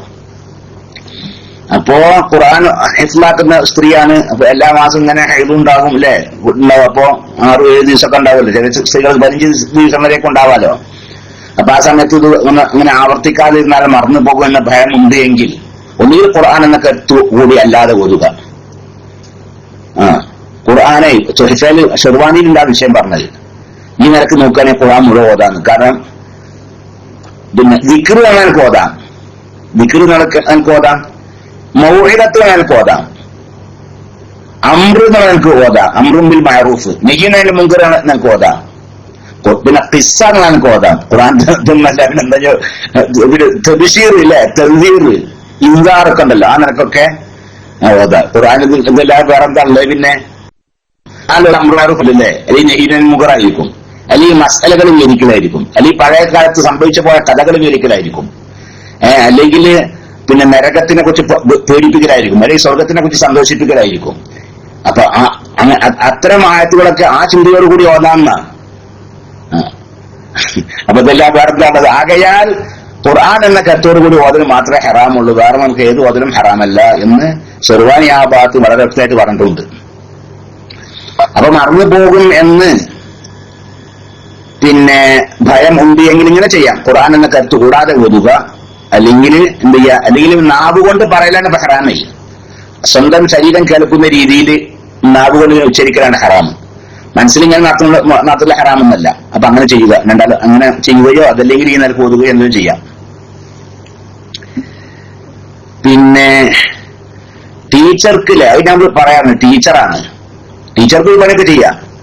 സ്കൂളിൽ പഠിക്കുന്ന ടീച്ചറാണ്, ആ ടീച്ചറുടെ വിഷയം ഖുർആനാണ്. അങ്ങനെ ഉണ്ടാവും. ഇപ്പൊ ഈ ഇമാറാത്തിലൊക്കെ ഉണ്ടാവും അല്ലേ? ഇപ്പൊ ഈ ഇമാറാത്തിലൊക്കെ ഇവിടെ പെണ്ണുങ്ങളുടെ സ്കൂളിൽ പെണ്ണുങ്ങൾ തന്നെ പഠിപ്പിക്കുന്നത്, ആണുങ്ങളുടെ ആൺകുട്ടികളുടെ സ്കൂളിൽ പുരുഷന്മാരായ അധ്യാപകന്മാരുമാണ്, ഒക്കെ വേറെ വേറെയാണ്. അപ്പൊ എല്ലാ കുട്ടികളും അങ്ങനെ തന്നെയുള്ള. പിന്നെ മദ്രസത്തും ബനാത്ത് വേറെയും ഔലാദ് വേറെയാണല്ലോ, ബനീന് വേറെയും ബനാത്ത് വേറെയാണ്. അപ്പൊ ഈ സ്ത്രീകളാണെങ്കിലും അവർക്ക് എല്ലാ മാസത്തിലും ഉണ്ടാവും ചെയ്യല്ലോ. അപ്പൊ ആ സമയത്ത് ഖുർആൻ പഠിപ്പിക്കാൻ ഖുർആൻ പഠിപ്പിക്കാൻ അങ്ങനെ ചെയ്യാം. ഇപ്പൊ ഖുർആന്റെ ആയത്ത് ഇല്ലേ, എന്താ ഉദാഹരണം പറയുകയാണെങ്കിൽ ഒരു യൂസുഫ് നബിന്റെ കഥക്കെ പറയാൻ നമുക്ക് അല്ലെ. അപ്പൊ ആ കിസ്സ വിവരിക്കുകയാണ് എന്നാൽ ഓതുക. ഞാൻ യൂസുഫ് നബിയുടെ കിസ്സ വിവരിക്കുകയാണ് എന്ന കരുത്തോട് കൂടി ഓതുക, അപ്പൊ ഹറാമല്ല. അല്ലെങ്കിൽ നിസ്കാരത്തിന്റെ വിഷയങ്ങളൊക്കെ പറഞ്ഞു ഞാൻ ഈ മസല പഠിപ്പിക്കുകയാണ്, ഈ മസല പഠിപ്പിക്കാൻ വേണ്ടിയുള്ള ഖുർആൻ ആയത്തുകൾ ഓതുകയാണ് അല്ലെ, അപ്പൊ കൊണ്ട് അത് ഹറാമല്ല. അങ്ങനെ പറ്റും. അതല്ലെങ്കിലോ അതിൽ പിന്നെ അങ്ങനെയൊന്നും വേണമെന്നില്ല. ഖുർആൻ എന്ന കരുത്തില്ലാതാക്കാൻ മാർഗം കുട്ടികൾക്ക് ഞാൻ പറഞ്ഞു. പിന്നെ കുട്ടികൾക്ക് ഓരോ കെലിമത്തുകൾ പറഞ്ഞു കൊടുക്കുകയാണ് എന്ന കരുത്ത് കൊടുക്കുക. അപ്പൊ കുട്ടികളുടെ അല്ലാഹു അല്ലാഹു ഖുൽ ഹുവ അല്ലാഹു അങ്ങനെ കുട്ടികൾക്ക് പഠിപ്പിച്ചു കൊടുക്കുക. കുട്ടികൾക്ക് ഓരോ കെലിമത്തുകളെ ഇങ്ങനെ ഒറ്റയായിട്ട് ഉച്ചരിക്കുവാനും അത് കൂട്ടായിട്ട് ഉച്ചരിക്കാനൊക്കെ പഠിപ്പിക്കുകയാണ്. ആ നിൽക്കാവാം. ആകയാൽ ഞാൻ വിശുദ്ധ ഖുർആൻ ഓതുന്നു എന്ന കരുത്തോടു കൂടി ഓതൽ മാത്രമേ ഹറാമുള്ളൂ, വേറെ നേരത്തെ ഓതലൊന്നും ഹറാമല്ല. അള്ളാഹു തആലാന്റെ ദീന് വല്ലാത്തൊരു ദീനില്ലേ, അള്ളാഹു തആലാന്റെ ദീനെ. അള്ളാഹു ഓരോ ഈ ദീനിന് പല നിയമങ്ങളും വെച്ചു. എന്നാൽ നിർബന്ധ ഘട്ടങ്ങളിൽ അല്ലേ ആ ദീന് പിന്നെ ജീവിതാണിത്. അപ്പൊ ആ ജീവിതത്തിൽ പല പല ഘട്ടങ്ങളും വരും. എന്നാൽ ആ ഘട്ടങ്ങളിലേക്കൊക്കെ ഉപയോഗിക്കാൻ പറ്റുന്ന രീതിയിൽ മസലകളും അല്ലാഹു തആലാന്റെ വല്ലാത്തൊരു പൊതു തന്നെയാണ്. ഉസ്താദെ, അഖീഖത്ത് അറുക്കുന്നതിന് ജ്യേഷ്ഠന്റെ കുട്ടിയും എന്റെ കുട്ടിയും കൂടി ഒരു പോത്തിനെ അറുത്താൽ മതി. രണ്ടും പെൺകുട്ടികളാണ്, ആയിക്കോട്ടെ. പെൺകുട്ടികളെ വേണ്ടില്ല, ആൺകുട്ടികളെ വേണ്ടില്ല. ജ്യേഷ്ഠന്റെ കുട്ടി എന്നല്ല, ഞാൻ അന്യൊരാളെ കുട്ടിയാണെന്ന് ശരി. ആടാണെങ്കിൽ പറ്റൂല. ആടാണെങ്കിൽ ഒരു കുട്ടിക്ക് ഒന്നും അങ്ങനെ പറ്റുള്ളൂ. ആടല്ലാത്ത മറ്റു മൃഗങ്ങളാണെങ്കിൽ അതിൽ രണ്ട് കുട്ടികൾ പുറത്താൽ കുട്ടിയുടെ കുട്ടിയിലേക്ക് മൊത്തം. അതുകൊണ്ട് വിരോധമില്ല.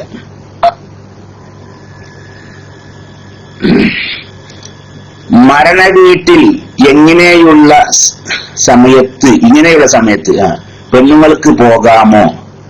മയ്യത്ത് കാണാൻ പറ്റുമോ? പോകാം. ഹൈദുള്ള സ്ത്രീകൾക്ക് പിന്നെ മരണ വീട്ടിൽ പോകാമോ? ഹൈദുള്ള സ്ത്രീകൾക്ക് മരണ വീട്ടിൽ പോകാം, മയ്യത്ത് കാണാം, മയ്യത്ത് കുളിപ്പിക്കാം, മയ്യത്ത് കഫൻ ചെയ്യാം, എല്ലാം ചെയ്യാം. യാതൊരു വിരോധവും ഇല്ല. ചില സ്ത്രീകളെ നമുക്ക് വിളിക്കാറുണ്ട് ഇതൊക്കെ. ഇപ്പൊ ഗൾഫിലൊക്കെ ഉള്ള സ്ത്രീകളെ പെട്ടെന്ന് കാര്യം മരിച്ച് അതിന്റെ പെൺകുട്ടി പിന്നെ അവരെ കുളിപ്പിക്കാൻ പെണ്ണുങ്ങളെ കുളിപ്പിക്കാൻ പെണ്ണുങ്ങൾ തന്നെ വേണമല്ലോ. ഓൾക്കാണെങ്കിലോ നമ്മുടെ നാട്ടമാരി യഥേഷ്ടാണ്ട് വിട്ടൊന്നും ചെയ്യൂല്ലോ. നാട്ടിൽ ഭാഗത്ത് വീട്ടിൽ ഇവിടത്തെ പെണ്ണ് ഇല്ലെങ്കിൽ മറ്റടുത്ത് പെണ്ണുണ്ട്. അങ്ങനെ എല്ലായിടത്തും എല്ലാ വീട്ടിലുണ്ടല്ലോ. ഇവിടെ അങ്ങനെ പറ്റി കൊന്നില്ലല്ലോ അല്ലേ. അപ്പൊ പറ്റുന്ന സ്ത്രീകൾക്കാണെങ്കിലോ ഇതുവാണേനും. അപ്പൊ ഇനി പറ്റുമെന്നൊക്കെ ചില സ്ത്രീകൾക്ക് ചോദിക്കാറുണ്ട്. അതുകൊണ്ട് കുഴപ്പമൊന്നുമില്ല. ഹൈദുള്ള സ്ത്രീകൾക്ക് മയ്യത്ത് കാണാം, മയ്യത്ത് കുളിപ്പിക്കാം, കഫൻ ചെയ്യാം, ഒന്നും വിരോധമില്ല.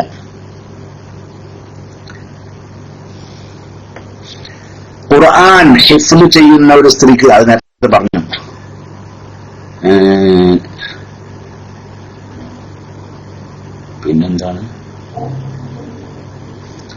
അസ്സലാമു അലൈക്കും. വലൈക്കും സലാം വറഹ്മത്തുള്ളാഹി. ജ്യേഷ്ഠന്റെ 12 വയസ്സുള്ള മകന് പനിയായി ഡോക്ടറെ കാണിച്ചപ്പോൾ കിഡ്നി പ്രോബ്ലം ആണെന്ന് പറയുന്നു. പഠിച്ചോനെ, നാളെ വിദഗ്ധ പരിശോധനയ്ക്ക് ചെല്ലാൻ പറഞ്ഞിട്ടുണ്ട്. ദുആ ചെയ്യണം.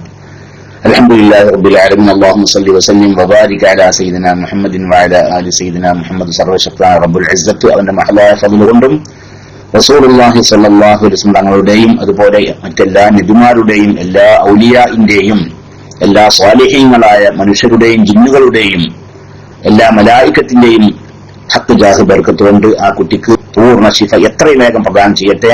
ഒരു അപകടകരമായ രോഗവും വരുത്താതെ എല്ലാ വക അപകട രോഗങ്ങളിൽ നിന്നും ഒക്കെ അള്ളാഹു രക്ഷ നൽകട്ടെ. അള്ളാഹു ആ കുട്ടിക്ക് പൂർണ്ണ സിഹത്തും ആഫിയത്തും ശിഫയും പ്രദാനം ചെയ്യട്ടെ. അള്ളാഹുവിന്റെ ത്വാഅത്തിലായി സിഹത്തോടുകൂടി ആഫിയത്തോടുകൂടിയുള്ള ദീർഘായുസ്സ് പ്രദാനം ചെയ്യട്ടെ. ആമീൻ. വസല്ലല്ലാഹു അലാ സയ്യിദിനാ മുഹമ്മദിൻ വഅലിഹി വസഹ്ബിഹി അജ്മഈൻ. അൽഹംദുലില്ലാഹി റബ്ബിൽ ആലമീൻ. മുമ്പ് പറഞ്ഞ ഇവിടെ കുട്ടി ഒരു യുവാവാണ്, നമ്മളോട് ബന്ധപ്പെട്ട യുവാവ്. എനിക്ക് ഇവിടെ വന്നിട്ട് എന്നോട് ഇങ്ങനെ പറവില്ലാത്ത സങ്കടം തോന്നിയത്. ഒരു 10-30 വയസ്സങ്ങനെയൊക്കെയുള്ള ഒരു യുവാവേ കിഡ്നി അങ്ങനെ തകരാറായിട്ട് നമ്മൾ പല പ്രാവശ്യം ദുആ ചെയ്തിരുന്നു. ഞാൻ പാകുട്ടിനോട് ദിവസം വരാൻ പറഞ്ഞിരിക്കാൻ ഞാൻ മന്ത്രിച്ചു കൊടുക്കല. അങ്ങനെ അല്ലാഹു സുബ്ഹാനഹു വ തആല ആ കുട്ടിക്കും തന്നെ പൂർണ്ണ ശിഫ എത്രയും വേഗം പ്രദാനം ചെയ്യട്ടെ. പൂർണ്ണ ശിഫയും സിഹത്തും ആഫിയത്തൊക്കെ അല്ലാഹു തആല പ്രദാനം ചെയ്യട്ടെ. ആമീൻ. സല്ലല്ലാഹു അലൈഹി വസല്ലം മുഹമ്മദ്. ചെറിയ കുട്ടികളെ കൊണ്ട് ഉംറ ചെയ്യുമ്പോൾ നിങ്ങൾ നേരത്തെ പറഞ്ഞത് കേട്ടിരുന്ന നിങ്ങൾ പറഞ്ഞ ആള് ഈ ചെറിയ കുട്ടികളെ കൊണ്ട് ഉംറ ചെയ്യിപ്പിക്കുന്ന ആള് പറഞ്ഞ ഇപ്പൊ ഈ പറഞ്ഞ കേൾക്കേണ്ടി രസടിക്കങ്ങളെ ഇത് മറുപടി ഇപ്പൊ പറഞ്ഞിട്ട് ഉണ്ട്. എന്നാ നേരത്തെ ഇപ്പൊ മറുപടി പറഞ്ഞാണ് ഇപ്പൊ കുറച്ചു നേരമായിട്ടുള്ളൂ. ഈ കുട്ടിക്കും തവാഫ് ചെയ്യുന്ന ആൾക്കും കൂടി ഒരു 7 റൗണ്ട് പോരാ. പിന്നെന്ത് വേണം? ആ കുട്ടിയെ ചുമക്കുന്ന ആൾക്ക് 7 റൗണ്ട്, അത് പൂർത്തിയായിട്ട് പിന്നെ കുട്ടിക്ക് വേണ്ടി 7 റൗണ്ട് വേറെ വേണം. അല്ലെങ്കിൽ ആദ്യം കുട്ടിക്ക് വേണ്ടി 7 റൗണ്ട്, പിന്നെ ഈ ചുമക്കുന്ന ആൾക്ക് 7 റൗണ്ട്, അങ്ങനെയാക്കാം. ഏതായാലും രണ്ടാൾക്കും കൂടി വന്നു പറ്റുകയില്ല. മനസ്സിലായല്ലേ?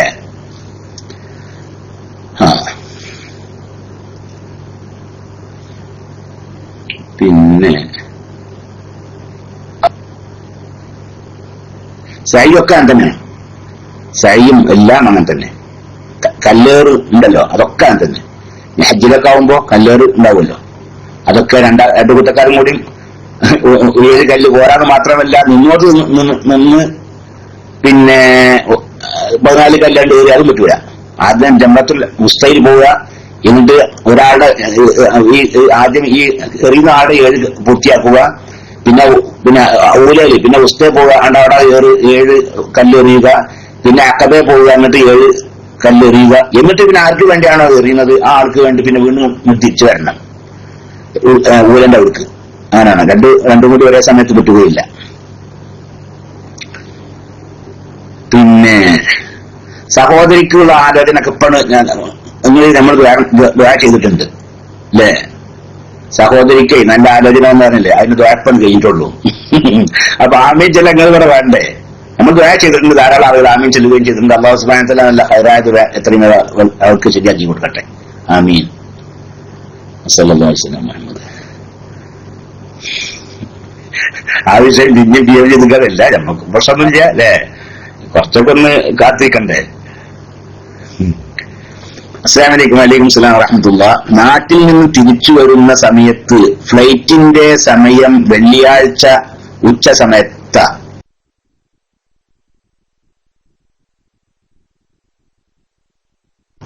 ജുമാ എന്നല്ല, പറ്റൂല.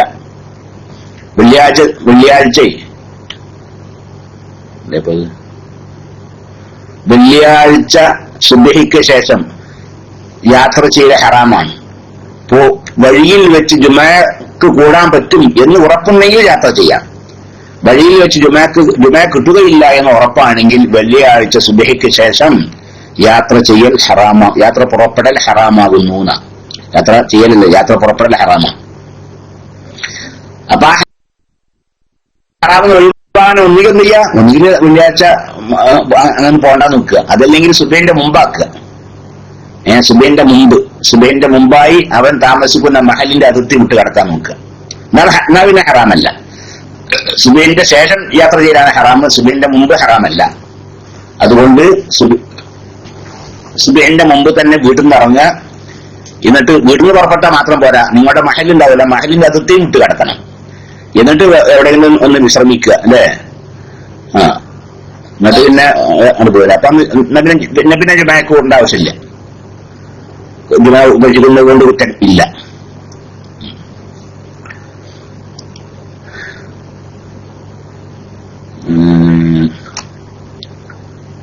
പിന്നെന്താണ് ഈ ക്വസ്റ്റ്യൻ ഞാൻ അടുത്ത ആഴ്ച കഴിഞ്ഞ ആഴ്ച ചോദിച്ചു വന്നു. ഉസ്താദ് ആൻസർ പറഞ്ഞു അറിയില്ല. അതിനൊക്കെ എത്ര പ്രാവശ്യം മറുപടി പറഞ്ഞു വെച്ചിട്ട് അങ്ങനെ വേണ്ട ഇവിടെ. നമ്മൾ മറുപടി പറയാത്ത കുഴപ്പമൊന്നുമില്ല. നിങ്ങളെ കേൾക്കാനില്ലാത്ത വിഷയം പറഞ്ഞേ. പിന്നെ ഉസ്താദെ, പെൺകുട്ടികളെ തൊട്ടാൽ ഉളു മുറിയുന്ന പ്രായം എത്രയാണ്? കണ്ടാൽ ആഗ്രഹിക്കപ്പെടുന്ന പ്രായം ആവുക, അതാണ് മുസ്തഹാത്താവുക. കണ്ടാൽ ആഗ്രഹം തോന്നുമല്ലോ, കുട്ടികളെ അങ്ങനത്തെ പ്രായം ഉണ്ടാവുമല്ലോ. ചെറിയ കുട്ടികളെ കണ്ടാൽ ആഗ്രഹം തോന്നുമല്ലോ. പ്രായപൂജ്യത്തൊന്നും വേണ്ട, അല്ലാതെ അതിന് മുമ്പ് തന്നെ കണ്ടാൽ ആഗ്രഹിക്കപ്പെടുന്ന ഒരു പ്രായം, ഒരു 8-9 അല്ലേ, ഒരു 7-8-9 വയസ്സ് ഒക്കെ വയസ്സായാൽ തന്നെ കണ്ട, ഒരു 7-8-9 ഒക്കെ ആയാൽ തന്നെ അപ്പൊ പല മലമാതിരിയായിരിക്കും. അപ്പൊ അങ്ങനെയുള്ളത് കണ്ടാൽ ആഗ്രഹിക്കപ്പെടുന്ന ഒരവസ്ഥയിലേക്ക് കുട്ടി എത്തിയാൽ അവളെ തൊട്ടാൽ ഒരു മുറിയും.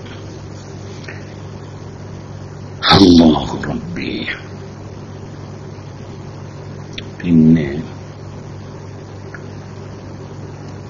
അസ്സലാമു അലൈക്കും. വലൈക്കും സലാം വറഹ്മത്തുള്ളാഹി. ഇശ്റാഖിന് എത്ര സമയം ആകണം? ഇശ്റാഖ് നിസ്കാരം എന്ന് പറഞ്ഞാലേ സൂര്യൻ ഉദിച്ച് ഉടനെ തന്നെയുള്ള നിസ്കാരം, അതിനാണ് ഇശ്റാഖ് നിസ്കാരം. ഇശ്റാഖ് നിസ്കാരം ദുഹാ നിസ്കാരം തന്നെയാണ് എന്നാണ് പിന്നെ ഗസാലി ഇമാം പോലത്തെ ചില ആളുകൾ, അല്ലാത്ത മറ്റുള്ള ആളുകൾക്ക് അഭിപ്രായം. നമ്മുടെ മദ്ഹബിലെ തന്നെ, നമ്മുടെ മദ്ഹബിലെ പ്രഗത്ഭരായ പല ആളുകളുടെ അഭിപ്രായം ഇശ്റാഖ് നിസ്കാരം വേറെ ഇല്ല, ഇശ്റാഖും ദുഹക്കും ഒന്ന് തന്നെയാണ്. എന്നാൽ അതല്ല, ഇശ്റാഖ് വേറെയാണ് ദുഹ വേറെയാണ് എന്ന അഭിപ്രായക്കാരാണ് ബഹുമാനപ്പെട്ട ഗസാലി ഇമാമൊക്കെ അങ്ങനെയാണ്. അങ്ങനെ ആകുമ്പോൾ ഇശ്റാഖ് നിസ്കാരം 2 റക്അത്ത് മാത്രമാണ്. ഇശ്റാഖ് 2 റക്അത്ത് മാത്രമാണ്. അതെപ്പോഴതിന്റെ സമയം? അത് സൂര്യൻ ഉദിച്ച ഉടനെ നിസ്കരിക്കുക. ദുഹാന്റെ അല്ല, ദുഹാ നിസ്കാരം എന്ന് പറഞ്ഞാൽ ദുഹ വേറെയാണ്, ഇശ്റാഖ് വേറെയാണുള്ള അഭിപ്രായം അനുസരിച്ച് ളുഹർ വരെയൊക്കെ അതിന്റെ സമയമുണ്ടല്ലോ, ളുഹർ വരെയൊക്കെ സമയമുണ്ട്. അത് 2, 4, 6, 8 റക്അത്താണ് ഏറ്റവും അധികരിച്ചത്, ഏറ്റവും ചുരുങ്ങിയ 2 റക്അത്താണ്. എന്നാൽ ദുഹ വേറെയാണ്, ഇശ്റാഖ് വേറെയാണുള്ള അഭിപ്രായം അനുസരിച്ച് ഇശ്റാഖ് 2 റക്അത്താണ്. അത് സൂര്യൻ ഉദിച്ച ഉടനെ തന്നെ നിസ്കരിക്കുന്ന നിസ്കാരമാണ്. പിന്നെ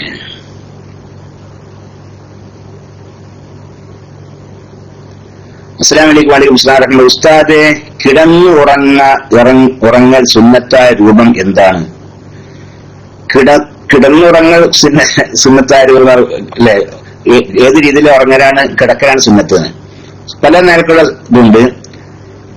വലഭാഗം താഴെയാക്കിക്കൊണ്ട് ഇടഭാഗം മുകളിലാക്കിക്കൊണ്ട് മുഖവും ശരീരത്തിന് മുമ്പാകവും കിബിലന്റെ ഭാഗത്തേക്ക് ആക്കിക്കൊണ്ട് കിടക്കുക, അതാണ് ഏറ്റവും സുന്നത്ത്. അതാണ് എങ്ങനെ കിടക്കുന്ന ആളുടെ ചെരിഞ്ഞു കിടക്കുക. അപ്പൊ അവന്റെ വലഭാഗം ഭൂമിന്റെ ഭാഗത്തേക്ക് താഴെയാകുക, ഇടഭാഗം മുകൾ ഭാഗത്തേക്കാകുക.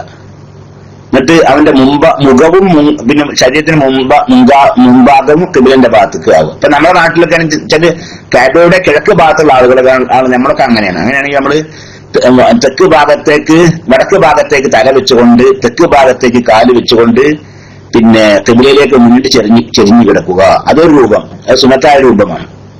പിന്നെ വേറൊരു രൂപമുണ്ട്, വടക്കോട്ട് പിന്നെന്ത് ചെയ്യുക, വടക്ക് ഭാഗത്തേക്ക് കാല് വെക്കുക, തെക്ക് ഭാഗത്തേക്ക് തല വെക്കുക. അപ്പൊ കിബിലിന്റെ മുന്നിൽ, അപ്പൊ ഇടഭാഗത്തിന്റെ മേൽ കിടക്കുക. അപ്പോ ശരീരത്തിന്റെ ഇടഭാഗം അപ്പോ താഴെയും വലഭാഗം മുകളിൽ വെക്കും. അങ്ങനെ കിബിലേക്ക് മുന്നിട്ട് കൊണ്ട് മുഖവും ശരീരത്തിന് മുമ്പാകവും കിബിലിന്റെ ഭാഗത്തേക്കാക്കിക്കൊണ്ട് കിടക്കുക. അങ്ങനത്തെ വേറെ രൂപമാണ്, അവൻ സുന്നത്തായ ഒരു രൂപം തന്നെയാണ്. ഇനി മറ്റൊരു രൂപമുണ്ട്, മലർന്നു കിടക്കുക. മലർന്നു കിടക്കുക. അപ്പൊ അവന്റെ തല കിഴക്കോട്ട് വെക്കുക, കാല് പടിഞ്ഞാറ് ഭാഗത്തേക്കും വെക്കുക. എന്നിട്ട് തലയുടെ താഴ്ഭാഗത്ത് ഒരു തലയണൊക്കെ വെച്ചുകൊണ്ടേ, മയ്യത്ത് കിടക്കുന്ന പോലെ തന്നെ തലന്റെ താഴ്ഭാഗത്ത് തലയണൊക്കെ വെച്ചുകൊണ്ട്, പിന്നെ തലയണ വെക്കണം എന്തിനാണ്? അപ്പൊ എന്നാലേ അവന്റെ മുഖം ഒന്ന് ഉയർന്നത് നിന്നിട്ടുകൊണ്ട് കിബിലിന്റെ ഭാഗത്തേക്കാവുള്ളൂ. അപ്പൊ കാലിന്റെ അടിഭാഗവും അവന്റെ ഈ മുഖവും ഒക്കെ അപ്പൊ കിബിലിന്റെ ഭാഗത്തേക്കാവും. ആ രീതിയിൽ കിടക്കുക. ഇതൊക്കെ സുന്നത്തായ കിടത്തം തന്നെയാണ്. നല്ലത് മറ്റതാ ഞാൻ നേരത്തെ പറഞ്ഞത്. ഇങ്ങനെ ചെരിഞ്ഞു കിടക്കുക, വലഭാഗം താഴ്ഭാഗത്താക്കി ഇടഭാഗം മുകളിലാക്കി മുഖവും ശരീരത്തിന് മുമ്പാകൊക്കെ കബലിന്റെ ഭാഗത്തേക്ക് ആക്കിക്കൊണ്ട് കിടക്കുക, അതാണ് ഏറ്റവും നല്ലത്.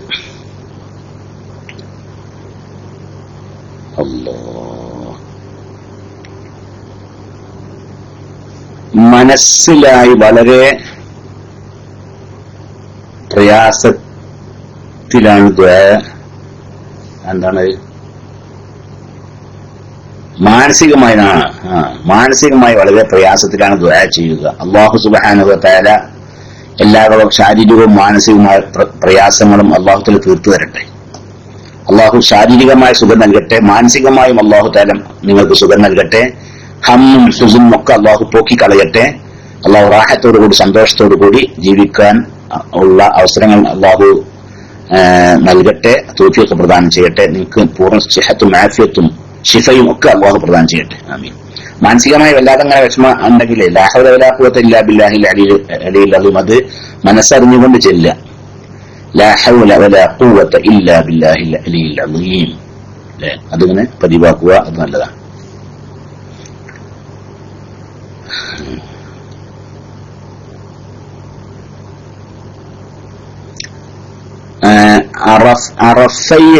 അറഫയിൽ എല്ലാവരും ജംആക്കി നിസ്കരിക്കുന്നു. അതിൽ യാത്രക്കാർ എല്ലാത്തവരും ഉണ്ടല്ലോ, അതോ? അതെ, അറഫയിലെ ജംആക്കൽ, മുസ്ദലിഫയിലെ ജംആക്കൽ, അങ്ങനെ രണ്ട് ജംആക്കൽ ഉണ്ടല്ലോ അല്ലെ? അത് ഹജ്ജിന്റെ അമലിന്റെ ഭാഗമായ ജംആക്കലാണോ അതല്ല യാത്രയുടെ ജംആക്കലാണോ എന്ന വിഷയത്തിൽ ബഹുമാനപ്പെട്ട ഉലമാഇന് അഭിപ്രായ വ്യത്യാസമുണ്ട്. ബഹുമാനപ്പെട്ട ഷാഫി ഇമാം ഏത് അഭിപ്രായക്കാരനാണ്? അത് യാത്രയുടെ ജംആക്കലാണെന്ന്. നബി സല്ലല്ലാഹു അലൈഹി വസല്ലം തങ്ങൾ സഹാബത്തെ ജംആക്കിയാണ്. ഒരു യാത്രക്കാരായിരുന്നല്ലോ, ഒരു മദീനത്തിൽ നിന്ന് വന്നവരാണല്ലോ. 2 മർഹല ദൂരെ, അതിനേക്കാൾ അപ്പുറം ദൂരെയുള്ള യാത്ര സ്ഥലത്ത് വന്നവരല്ലേ. അപ്പൊ മുസാഫിറിന് ജംആക്കാലോ, ആ നിലക്കുള്ള ജംആക്കലാണ് എന്നാണ് ഷാഫി ഇമാം പറഞ്ഞത്. അതല്ല ഹനഫി ഇമാമിന്റെ അഭിപ്രായമല്ല, അത് നുസുക്കിന്റെ ഭാഗമാണെന്നാണ്. ളുഹറും അസറും അറഫയിൽ ജംആക്കി നിസ്കരിക്കൽ അത് ഹജ്ജിന്റെ അമലിന്റെ ഭാഗമാണ്. അപ്പൊ യാത്രക്കാർക്ക് അങ്ങനെ ആ അഭിപ്രായം അനുസരിച്ച് യാത്രക്കാരല്ലെങ്കിലും ജംആക്കാം. മഗ്രിബും ഇശായും കൂടി മുസ്ദലിഫയിൽ എത്തിയതിനു ശേഷം ജംആക്കുക, ഇശാന്റെ സമയത്ത് ജംആക്കുക മുസ്ദലിഫയിൽ വെച്ച്. അത് അത് ഹജ്ജിന്റെ അമലുകളിൽപ്പെട്ട അമലാകുന്നു, നുസുക്കിന്റെ ഭാഗമാകുന്നു എന്ന അഭിപ്രായം. ആ അഭിപ്രായം അനുസരിച്ച് യാത്രക്കാരില്ലാത്തവർക്കും ജംആക്കാം. നമ്മള് ഷാഫി മദ്ഹബ് പ്രകാരം അങ്ങനെയല്ല, യാത്രയുടെ ഭാഗമായിട്ടുള്ള ജംആക്കലാണ്. അപ്പൊ മുസാഫിരിങ്ങളല്ലെങ്കിലോ, മുസാഫിരിങ്ങൾ ഇല്ലാതാകുമല്ലോ ചിലപ്പോ അല്ലേ? നമ്മുടെ നാട്ടിൽ നിന്നൊക്കെ ഹജ്ജിന് പോയ ആൾക്കാരാണെങ്കിൽ അവിടെ 4 ദിവസം 3 ദിവസത്തിൽ കൂടുതൽ താമസിക്കാൻ കരുതി നിൽക്കുക. അപ്പൊ തന്നെ മുഖ്യമായല്ലോ. ഒരാൾ മക്കയിലേക്ക് എത്തി, എന്നിട്ട് അവൻ അവിടുന്ന് 3 ദിവസത്തിനേക്കാളും കൂടുതൽ അവിടെ താമസിക്കാൻ കരുതി നിൽക്കുന്നത്, അതിന് അവന് യാത്രക്കാരനല്ല, അവന്റെ യാത്ര മുറിഞ്ഞു. അതിന് അവർ ജംആ കസറൊന്നാക്കാൻ പറ്റൂലല്ലോ. അപ്പൊ നമ്മുടെ നാട്ടിൽ നിന്നൊക്കെ സാധാരണ ഹജ്ജിനൊക്കെ പോകുന്ന ആളുകൾക്ക് ജംആക്കാൻ പറ്റൂല. പിന്നെ നമ്മൾ എന്താ ചെയ്യാറ്? അവിടെ ഈ അഭിപ്രായം സ്വീകരിക്കുക, ഹനഫി ഇമാമിന്റെ അഭിപ്രായം സ്വീകരിച്ചുകൊണ്ടാണ് നമ്മൾ പിന്നെ ജംആത്ത് നിസ്കരിക്കാറ് ചിലപ്പൊക്കെ, അല്ലേ? അറഫമൊക്കെ അങ്ങനെയാണ് ഏകദേശം.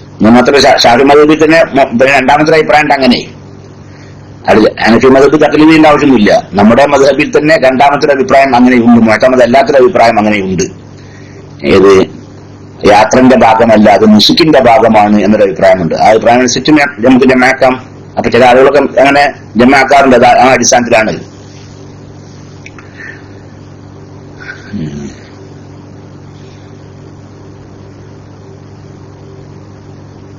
അസ്സലാമു അലൈക്കും. വലൈക്കും അസ്സലാം വറഹ്മത്തുള്ളാഹി. ഉസ്താദെ, നിസ്കാരം ഖളാഉള്ള ആൾ പള്ളിയിലേക്ക് വന്നപ്പോൾ അവിടെ മറ്റൊരു ഇതൊക്കെ നേരത്തെ പറഞ്ഞത് അല്ലേ?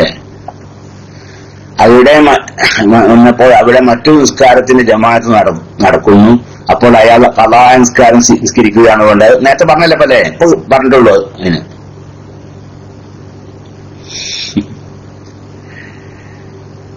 അസ്സലാമു അലൈക്കും. വലൈക്കും അസ്സലാം വറഹ്മത്തുള്ളാഹി. ഉസ്താദെ, മൂത്രവാർച്ചയുള്ളവർക്ക് 7777 വക ഏടുകൾ ഉളു ഇല്ലാതെ തൊടാൻ പറ്റുമോ?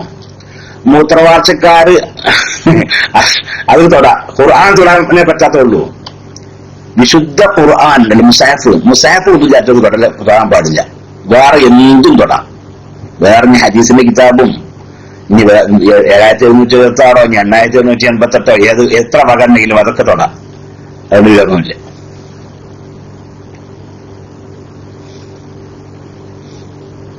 പിന്നെ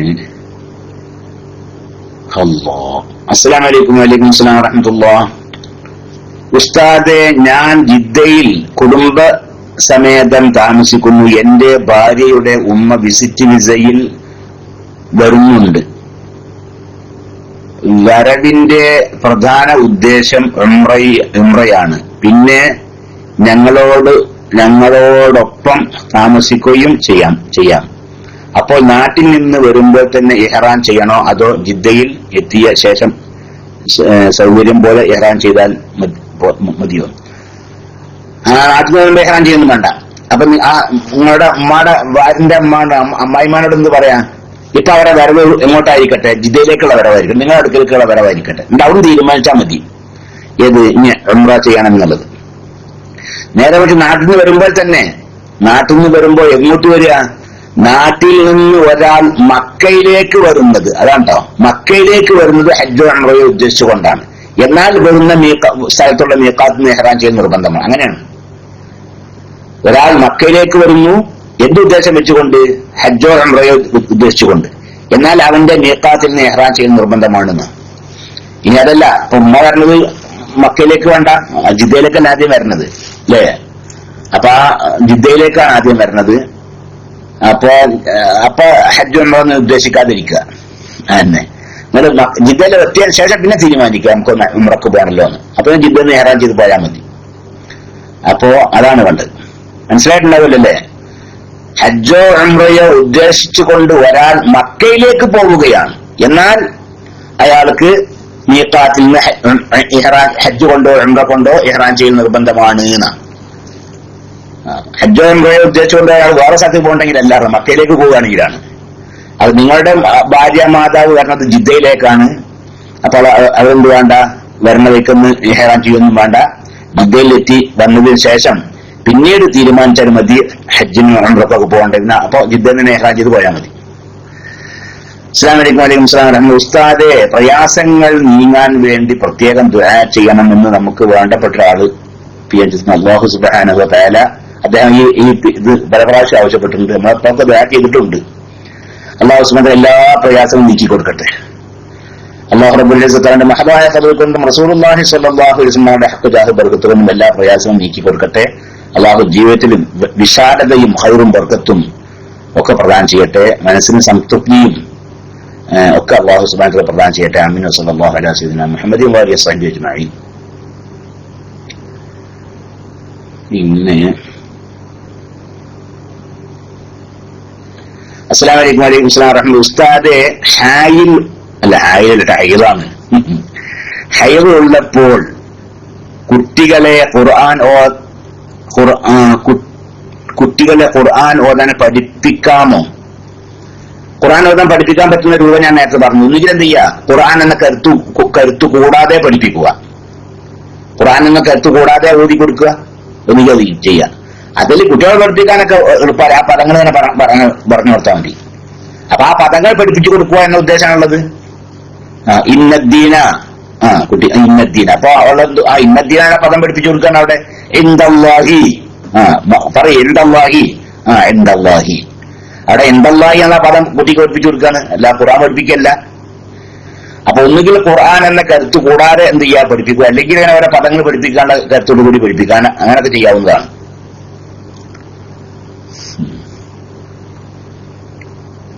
പിന്നെ അസ്സലാമു അലൈക്കും. വലൈക്കും അസ്സലാം വറഹ്മത്തുള്ളാഹി.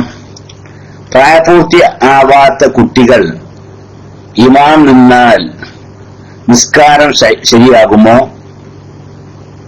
മദ്ഹബിൽ അഭിപ്രായ വ്യത്യാസമുണ്ടോ? ജിദ്ദയിൽ എനിക്ക് കാണാനിടയായി. പ്രായപൂർത്തിയത്തൊന്നും വേണ്ട ഇമാമത്തിൽ കാണാൻ.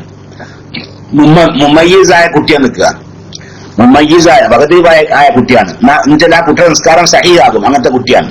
ആ കുട്ടിയെ ഇമാമത്താക്കാൻ, ആ കുട്ടിയെ തുറന്ന് നിസ്കരിക്കാൻ വിരോധമില്ല. പക്ഷെ വേറെ വിഷയമുണ്ട്, ആ കുട്ടി ഫാത്തിഹ ചുമക്കൂല കേട്ടോ. ഇമാമ് ചില ചുമക്കൂലല്ലേ മൗമൂമിനെ തൊട്ട്, അത് നടക്കൂലെന്ന് മാത്രം. പക്ഷെ അപ്പൊ നിസ്കാരം ചെറിയ കുട്ടിയെ തുറന്ന് നിസ്കരിച്ചാൽ നിസ്കാരം സഹിയാകും. ആ കുട്ടി ചെറിയ കുട്ടി ആ കുട്ടിയുടെ നിസ്കാരം സഹിയാവണം. എന്നുവെച്ചാൽ മുമ്മയിലായ വകതിരിവായ കുട്ടിയാവണം. വകതിരിവായ കുട്ടിയുടെ നിസ്കാരം സഹിയാവുള്ളൂ. ഒരു 7 വയസ്സിന് മുമ്പ് ചെറിയ 2-3 വയസ്സായ കുട്ടിയാണ്, ഓൻ്റെ നിസ്കരിക്കാൻ പറ്റൂല. ഓൻ്റെ നിസ്കാരം സഹിയല്ലല്ലോ. നേരെ മറിച്ച് 7 വയസ്സായിട്ടുണ്ട്, പിന്നെ വകതിരിവായിട്ടുണ്ട് കുട്ടിക്ക്, അപ്പൊ നിസ്കാരം സഹിയാണ്. അപ്പൊ അങ്ങനത്തെ കുട്ടിനെ തുറന്ന് നിസ്കരിക്കുകയും ചെയ്യാം.